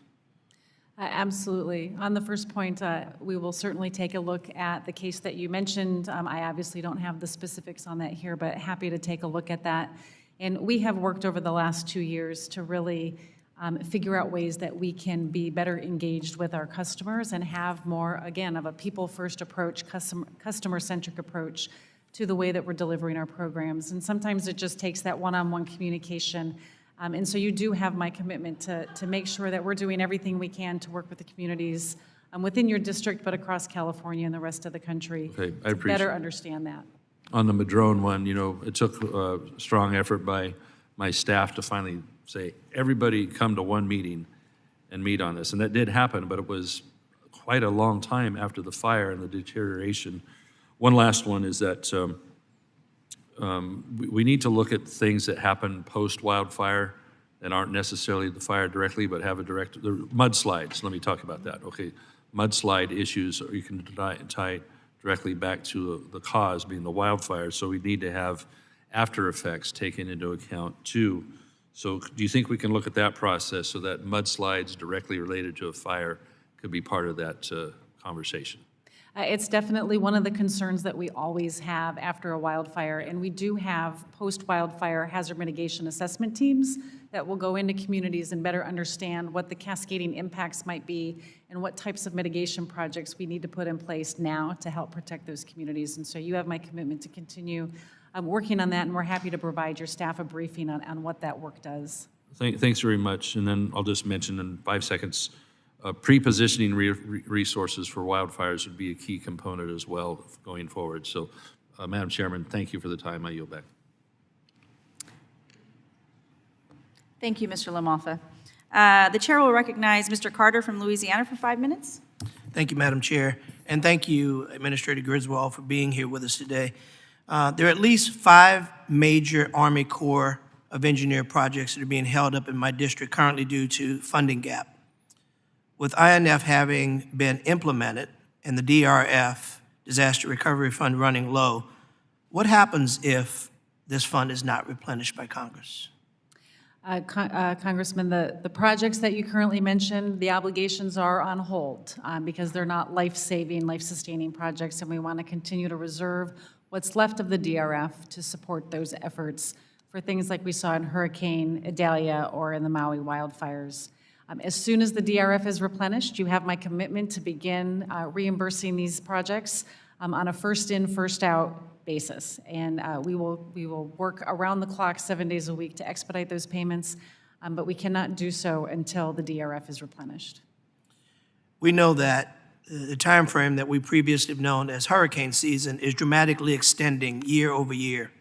If the $2.4 billion storm were to hit right now and empty the DRF, what would happen if a subsequent disaster struck with the Disaster Recovery Fund sitting on zero?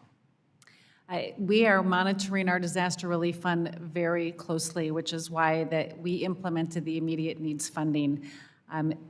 If we have another catastrophic event that happens at the same time, we will continue to prioritize those most critical life-saving activities to ensure that we have the resources that can go into communities and save lives.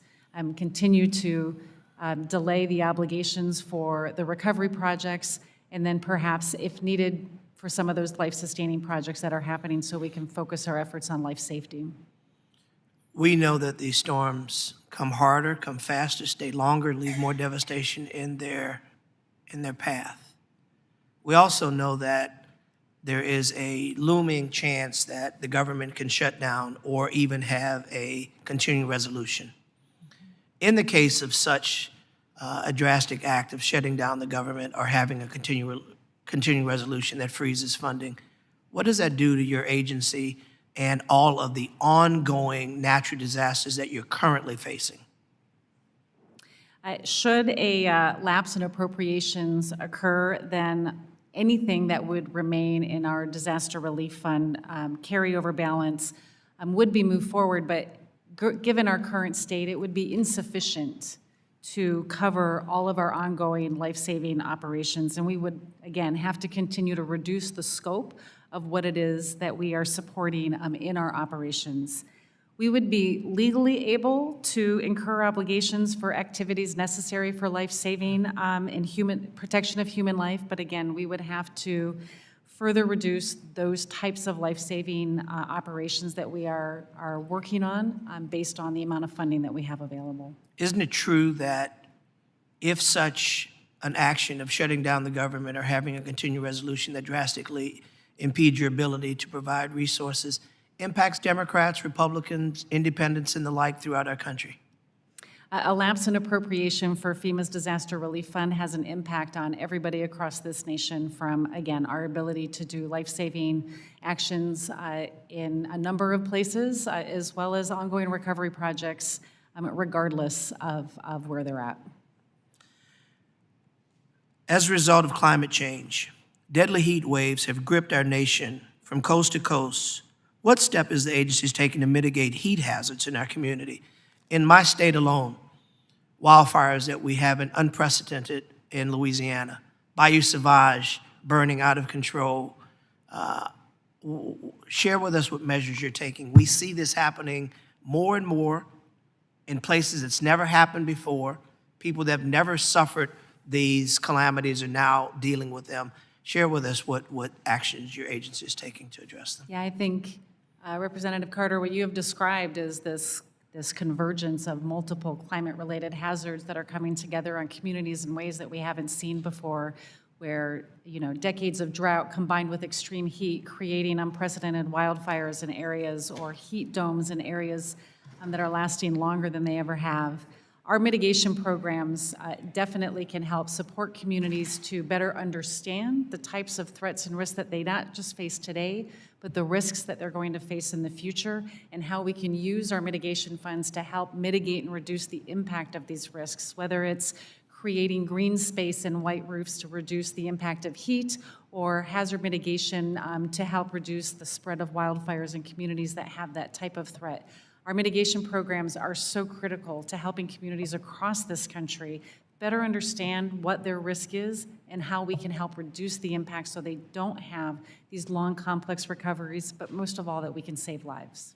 Thank you very much. My time is up. And Madam Chair, I'm just going to end with this statement, because I will never pass up an opportunity when in your presence to talk about Risk Rating 2.0 and the devastation that it has, particularly in Louisiana, but in multiple other states. And I will continue to encourage that we put our heads together. Thank you for the time that you've spent in discussing back and forth this issue that is far yet resolved. But I thank you for the efforts, and I implore you to continue working with us in a bipartisan way to address the issue of Risk Rating 2.0 that is devastating, particularly for Louisiana. Thank you, ma'am. I yield back. Thank you, Mr. Carter. The chair looks forward to yielding to Mr. Graves from Louisiana for 5 minutes. Thank you, thank you, Madam Chair. And I want to thank my friend from Louisiana for bringing up some local issues, and I want to pick up where he left off.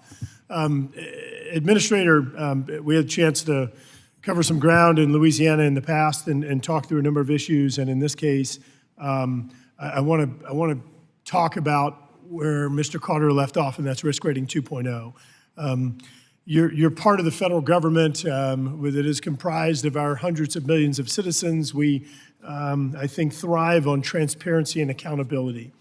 The fact that FEMA has continued to hide behind this proprietary model on the methodology for determining rates for Risk Rating 2.0, and Mr. Carter and I are incapable of explaining to the people that we represent why their rates have gone from $560 a year under preferred risk to $8,000 or $9,000 a year. It's not okay that we can't explain it. It's not okay that FEMA tries to hide behind this proprietary model.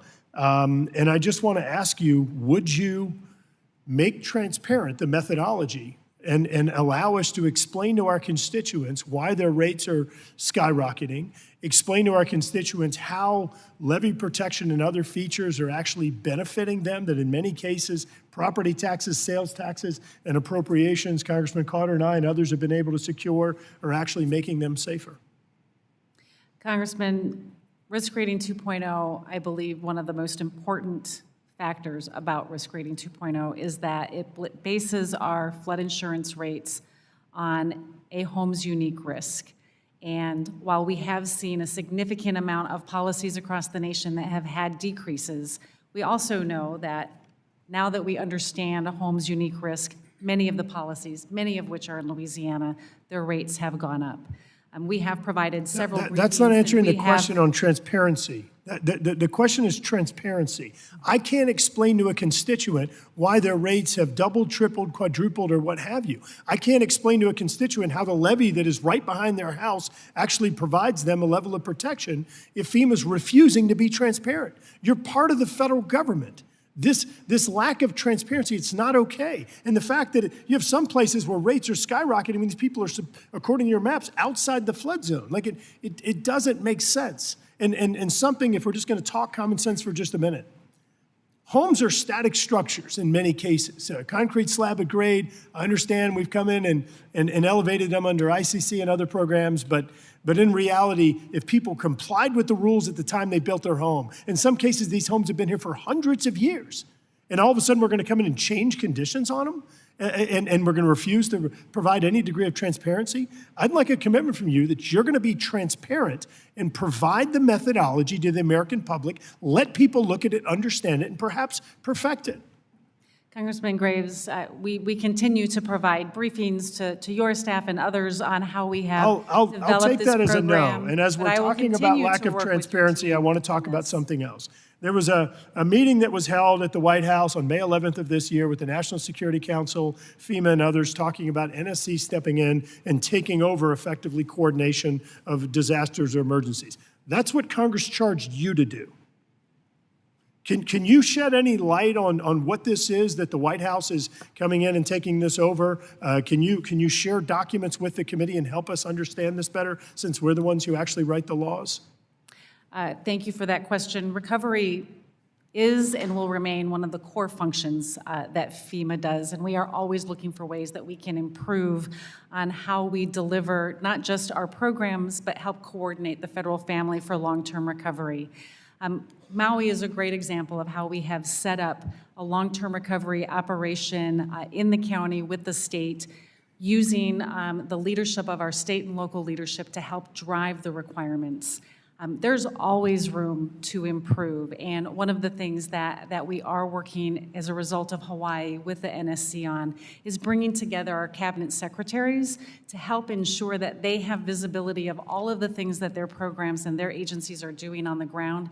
That is the commitment that I have to continue to support communities like Maui with these long-term recovery operations, making sure that FEMA sustains their role of being that agency that has the ability to coordinate across all federal agencies. So Administrator, look, you got a tough job. You do, and I appreciate your willingness to do it. Every time you step in, it's because there's a disaster. That's not an enviable position. But I want to be clear that the Congress has charged you with that responsibility. And if there is some proposed change there, this committee deserves transparency to make sure that we believe it's consistent with the law and congressional intent. And I just want to ask your commitment to provide us transparency on this as well. Is that a commitment that you're willing to provide? Yes, sir. Thank you. Last thing, and I know I be quick here. Duplication of benefits drives me crazy because I watch our federal government be incredibly inefficient. We have resiliency programs or mitigation programs in FEMA and Corps of Engineers and HUD, in Interior, at Department of Agriculture, in NOAA, and many, many others. We explicitly wrote a change in the law in DARA in 18 that said that duplication of benefits with Corps of Engineer programs and HMGP does not exist, meaning you can pay for it through HMGP. Yet I've watched where FEMA has refused and said that you could not provide HMGP funds to a Corps project that was in the 7001 report, that I'll make note does not mean it's funded. Yet you've had the situations where Washington, D.C. has gotten funds for, quote, tree equity. I don't know what the hell that is. Gotten money for tree equity. Meanwhile, Portland has gotten funds through similar programs. So why is it that if Forest Service is going to fund urban tree planting, how come FEMA will fund it as well through BRIC? Why isn't that a duplication of benefits? I don't have the specifics of Could you why we please did or not, give but us be an answer happy on to that? follow up with your Thank you. staff I on appreciate it. that. I'm sorry for going over. Thank you, Madam Chair. Thank you, Mr. Graves. The chair will recognize Mr. Stanton from Arizona for 5 minutes. Thank you very much, Madam Chair, for allowing me to participate in the subcommittee to discuss an issue of great importance and urgency to my home state in Arizona. Administrator Criswell, communities along the southern border are on the front lines of an ongoing humanitarian crisis. Right now, federal migrant holding facilities are well over capacity. Last week, DHS began unnoticed release of migrants on the streets of small, rural Arizona communities like Bisbee, Nogales, and Douglas, Arizona. And instead of providing the necessary resources to support these border communities in housing, feeding, transporting vulnerable migrants, the federal government has shifted federal assistance away from Arizona to other states and made it much harder for local governments to get reimbursed for costs incurred. Now, I'm a former mayor, and I know how tight municipal budgets are, but frankly, it is insulting that the federal government is forcing them in to such a precarious financial position. Administrator, I'm particularly concerned about FEMA's complete lack of transparency in how the Shelter and Services Program funds are allocated, and why such a disproportionately small amount of the overall funding has come to Arizona's overwhelmed border communities. In its June guidance, FEMA stated simply that eligible applicant allocations were, quote, based on release and destination data received from CBP and Emergency Food and Shelter Program humanitarian requests made in fiscal year 2023, unquote. No other information was provided for how these funds would be allocated. The Southern Arizona Coalition, which includes Pima and Santa Cruz counties, the city of Tucson, and Catholic Community Services, has a combined monthly costs that have averaged more than $2 million a month this summer, and their costs are steadily rising as DHS releases more than 1,000 migrants on average every day.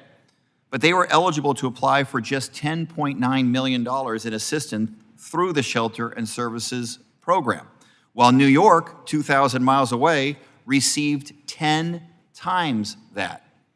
I've been told the funds Southern Arizona has received will only last about 5 months. That's due in part to deep cuts these local governments and nonprofits that were forced to make in other areas. It is simply not right. Administrator Criswell, why is there such an enormous disparity between the resources allocated to border communities compared to interior communities under this program? Shouldn't the needs of Arizona's border communities and those in other border states be weighed more heavily when allocating these critical funds? Representative Stanton, we know that there is great need out there for these funds, and through our legacy program, the Emergency Food and Shelter Program, humanitarian, with the direction of Congress to establish our new Shelter and Services Program, we used our legacy program to administer the first portion of that funding, which highly favored our border cities. As we implemented the Shelter and Services Program, we did begin to take into greater account release data, but also destination data, as we understand that communities across the country are incurring costs as they're providing shelter and services for the migrants. As we move into the next fiscal year, and if the program continues to be funded, we will be basing this more on a competitive program to take into account the existing data and impacts that communities are experiencing as we make decisions for future funding allocations. So are you committing today that FEMA will make this moving forward a competitive grant program like the Emergency Food and Shelter Program to disperse funds? The Emergency Food and Shelter Program was not a competitive grant program as compared to our traditional grant programs. The Shelter and Services Program will be more of a competitive program similar to our other grant programs. I'm happy to hear that there'll be additional rounds of funding. When that funding occurs, how will you address the significant shortfall by Arizona's border communities in responding to the increased number of asylum seekers being released by DHS? This program, even through our legacy program, but as well as the Shelter and Service Program, continues to be oversubscribed, and I anticipate it will continue to be oversubscribed. We will use data collected from CBP to help make those decisions, but again, we know that many communities will not get enough funding for the costs that they are incurring. SSP funding is far more restrictive in covering costs incurred by local governments and NGOs. Why are SSP funds so much more restrictive than the funding received previously under the Emergency Food and Shelter Service Program? What was the rationale for capping hotel costs now when it previously wasn't capped? I would have to go back with my team on some of the specifics on how we made those decisions and those requirements within our program. But again, this program is a new program for FEMA. This was the first iteration of the Shelter and Service Program. We always continue to improve based on the lessons learned on the initial allocation of those funds. Happy to continue to work with you and your staff on ways we can continue to improve. Madam Chair, I have one final quick question, if I might, dealing with extreme heat, another important issue to Arizona. Are extreme heat declarations eligible for a Stafford Act disaster declaration, or does the Stafford Act need to be amended to include extreme heat conditions? The Stafford Act does not need to be amended to include extreme heat. We base our decisions on a number of factors, mostly on what does it exceed the capacity of the state and local jurisdictions. If the response to an extreme heat incident exceeds the capacity of a state and local jurisdiction, they are very open to submit a disaster declaration request, and we will consider that based on whether or not it exceeds their capacity. Thank you. I yield back. Thank you, Mr. Stanton. The chair will recognize Mr. Rouser from North Carolina for 5 minutes. Thank the Madam Chair and Madam Administrator. Thank you so much for being here. As my friend and colleague Garrett Graves, pardon me. I know Grigsby somewhere else. As my colleague Mr. Graves mentioned, there's no question you have a tough job. I will reiterate what he underscored, and that the duplication of benefits really is a big issue for a lot of us. And we would love to see the administration stick with the intent of Congress, on that, because that certainly is a big issue for many of our disaster survivors. Speaking of disasters, we have a lot of hurricanes come through. Obviously, my district is southeastern North Carolina. In 2016, we had Hurricane Matthew, had a lot of flooding with that. In 2018, we had Hurricane Florence, a tremendous amount of flooding with that.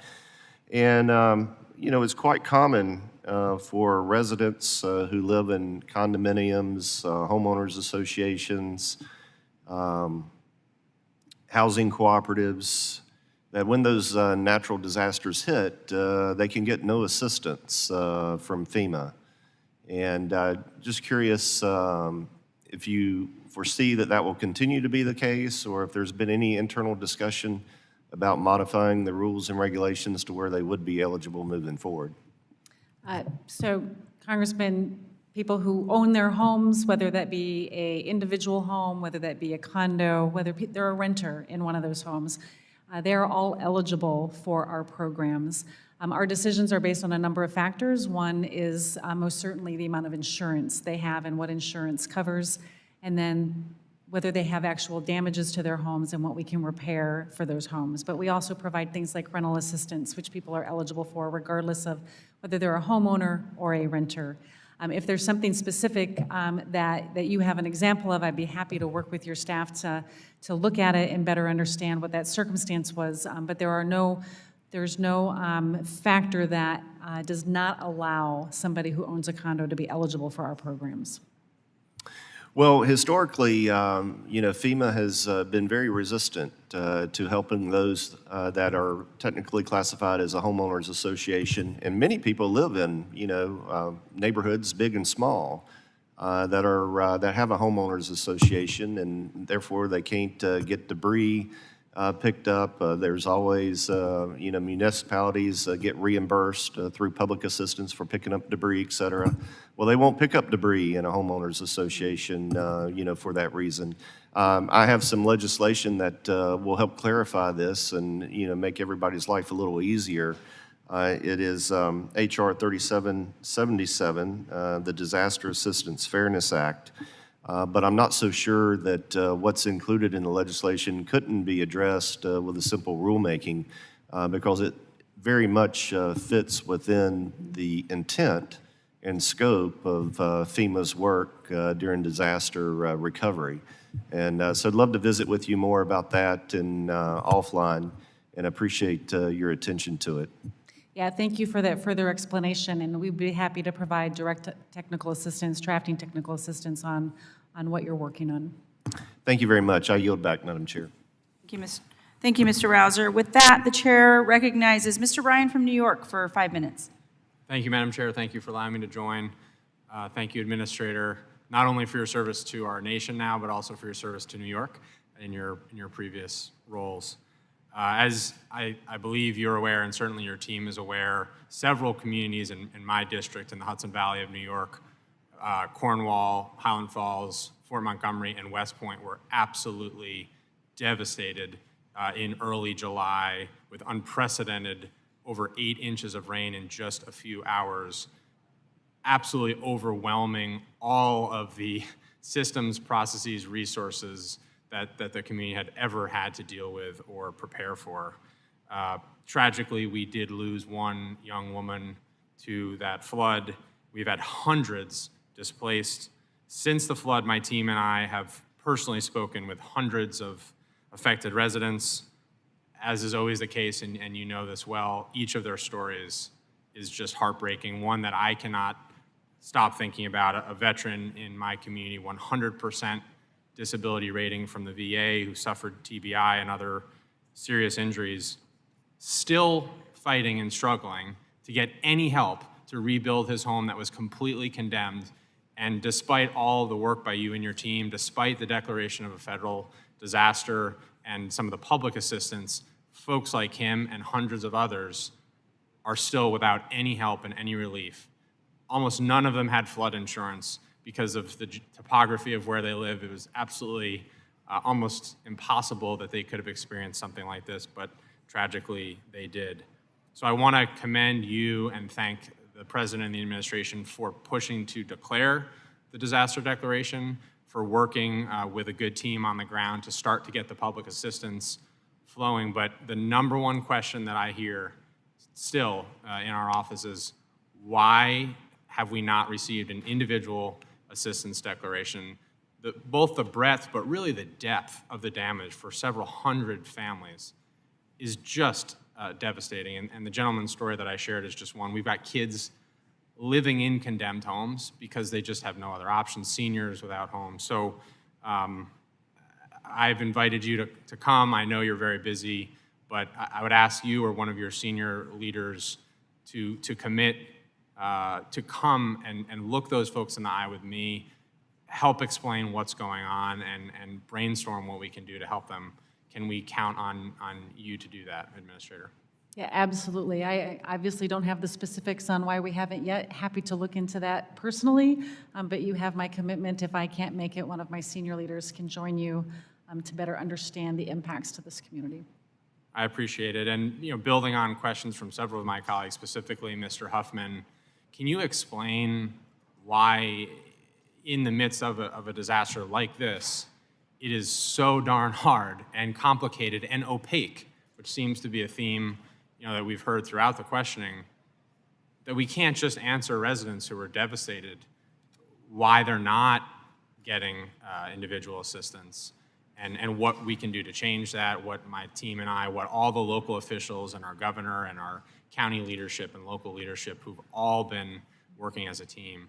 Can you help explain that? Yeah, there are a number of factors that we look at when we are making a determination on whether to recommend a declaration for both public assistance and individual assistance. And again, a good portion of that falls on what the capacity of not just the local jurisdiction is, but what the state should be able to do to also support.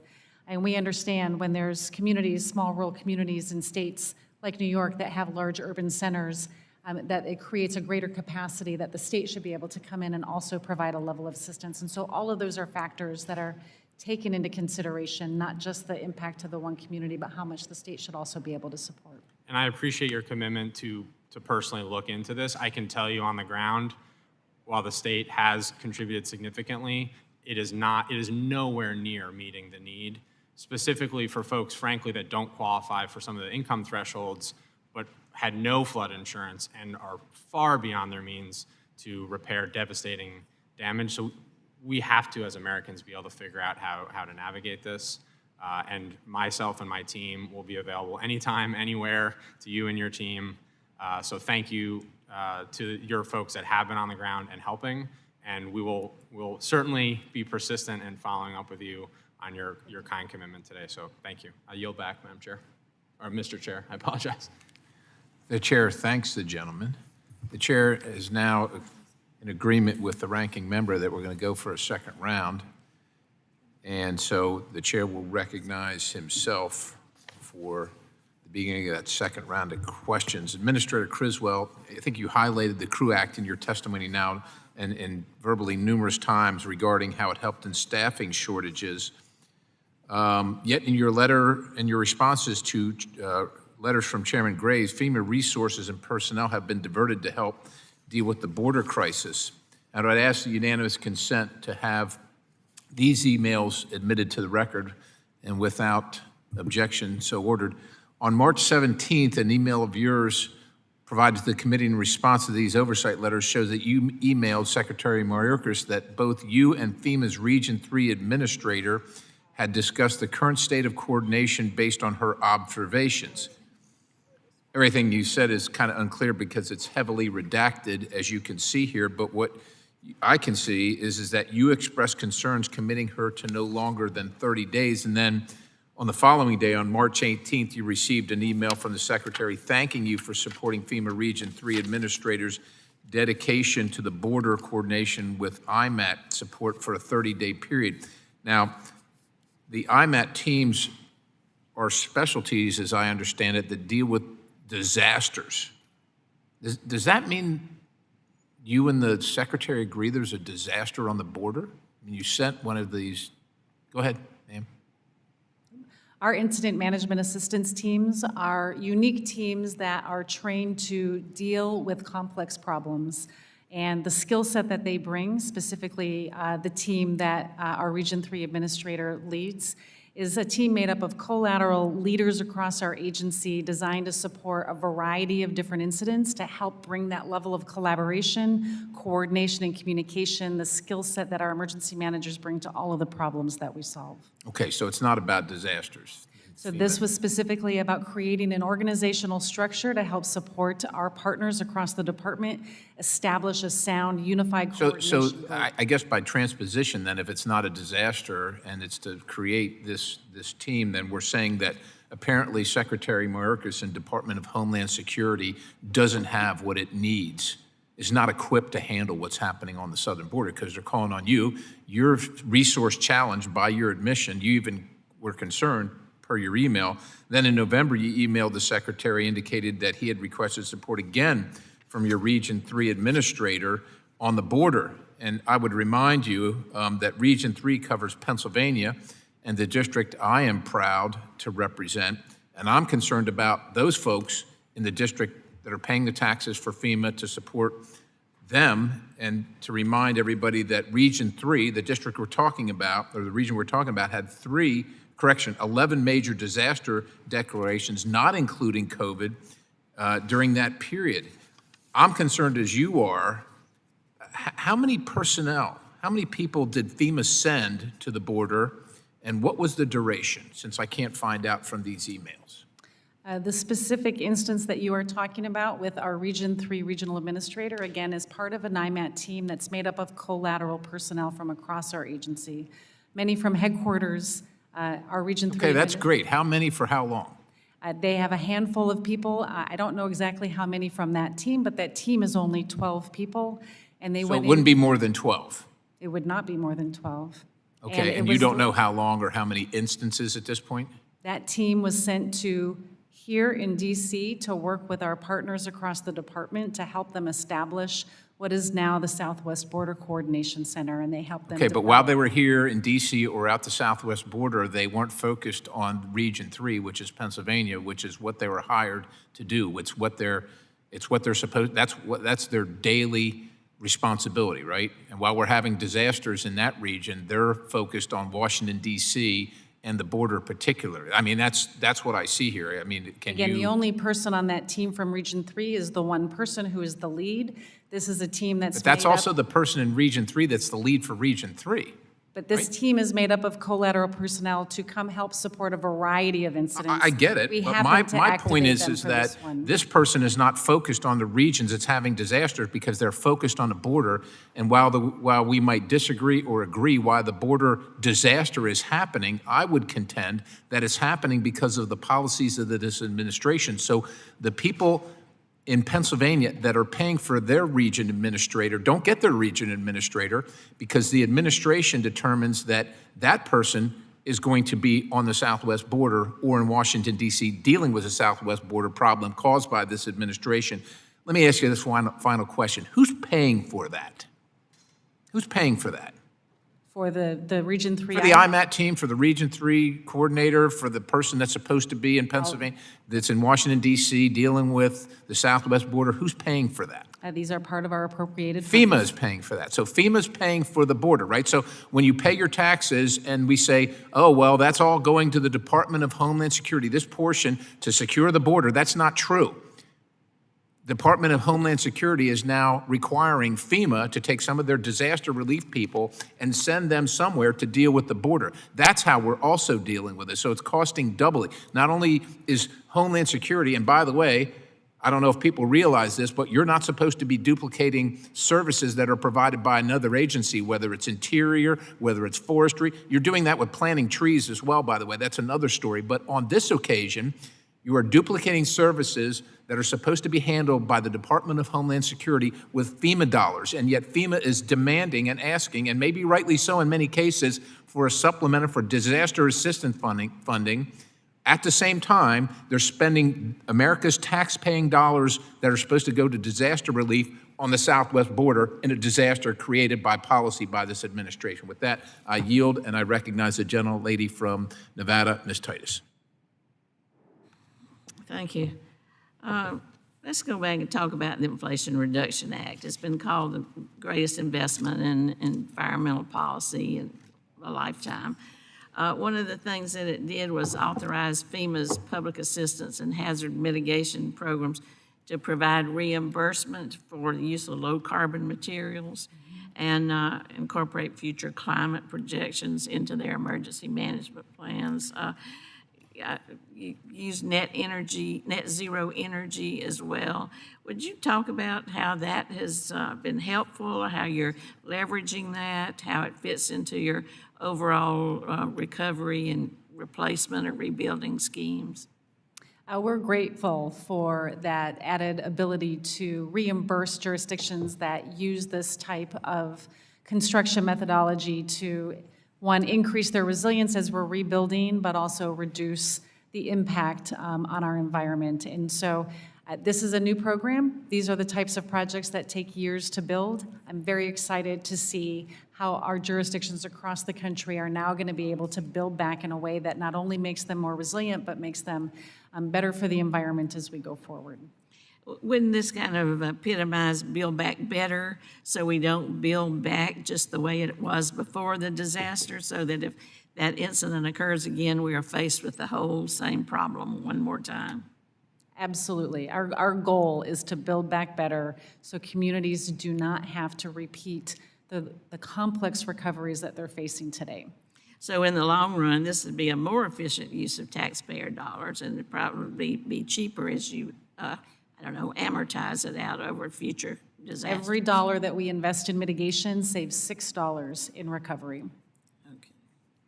And is that across all kinds of disasters, whether it's fire or hurricane or whatever? It's just a general? That's the current studies show that a dollar invested in mitigation saves $6 in recovery. I'm sure it varies slightly from type of event to type of event, but that is the recent study that came out shows how much mitigation does save our taxpayers in the end from recovery. So this would be a good thing to save taxpayer dollars while also trying to save the planet. Absolutely. Thank you. I yield back. Chair, thanks the gentlelady. The chair now recognizes the gentleman from California, Mr. Lamov. Thank you, Mr. Chairman. Again, thanks for allowing me to sit in here and for a second round of questions today. Appreciate it. So, Ms. Criswell, again, thank you for your appearance and for the coordination we've been able to have with FEMA in Northern California after the many disasters. So, in recovery from wildfires in my own district, we've had a lot of great strides, but some bureaucratic challenges, not necessarily in your department, have delayed progress and really true recovery so that victims can get back to normal. So just removing hazardous trees or to build housing, fix a road, The local jurisdiction must do a NEPA. Every project within the recovery process has a separate NEPA requirement, which can take a year to produce, and oftentimes for things that are very basic. You wouldn't need a full-blown NEPA for changing a culvert or repairing, especially already existing infrastructure. So not much has changed on the process of how NEPAs are done, so my constituents continue to say, hey, this is such a pain for them. It really does take more time, and sometimes opportunities as grant dollars run out and permits, other types of permits may expire. So, or more conditions keep getting added on. So it would be, I believe, and many folks have weighed in with me, that couldn't we have one big regional NEPA after, in this case, a wildfire, for the whole burn scar, and have that applicable for all recovery and mitigation projects tied to a disaster that was declared by the president? Wouldn't that seem like a common sense way of doing it? Just having an area-wide, in this case, burn scar-wide NEPA, and do it as a catch-all instead of so much duplication like this zone, this project. Is that something we could strive for, do you believe? There are a number of policies out there when we're doing our environmental and historic reviews, and NEPA is certainly one of those that are out there. There are tools in our toolbox that can do programmatic reviews, but again, each instance is very different. We would have to work with each jurisdiction to better understand how we can apply broader application of our tools, which we have done in some areas, but we can't do it in every area because they're all so specific. And so I can't give you a general answer, but happy to continue to work with you on ways that we can streamline this process, because we also recognize it's one of those pieces of this recovery and rebuilding effort that has some of the longer timelines associated with it. Well, thank you.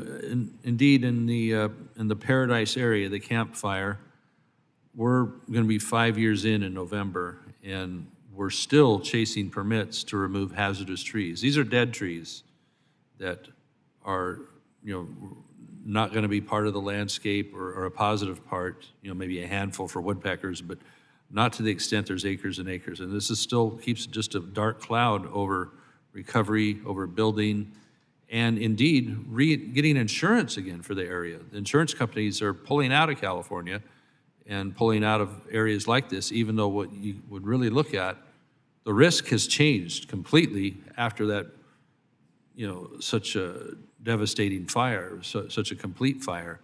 Once these trees are removed, it'll be a much more insurable area for folks. And you have folks, one lady, one anecdote, and I'll stop. A lady and her, I think, 2 kids were when they're in their home, and during a wind event, trees were falling over, dead trees, and you could hear them cracking that haven't fallen yet. She finally decided she was gonna have to get her family out of her home because she was within reach of some of the trees, and go take a hotel down the hill in the town of Chico rather than stay in her home, because we keep hanging on with an inability to quickly and efficiently remove the hazardous trees that still exist there. So we don't need to NEPA to death every little project. Indeed, a coordination of projects into one.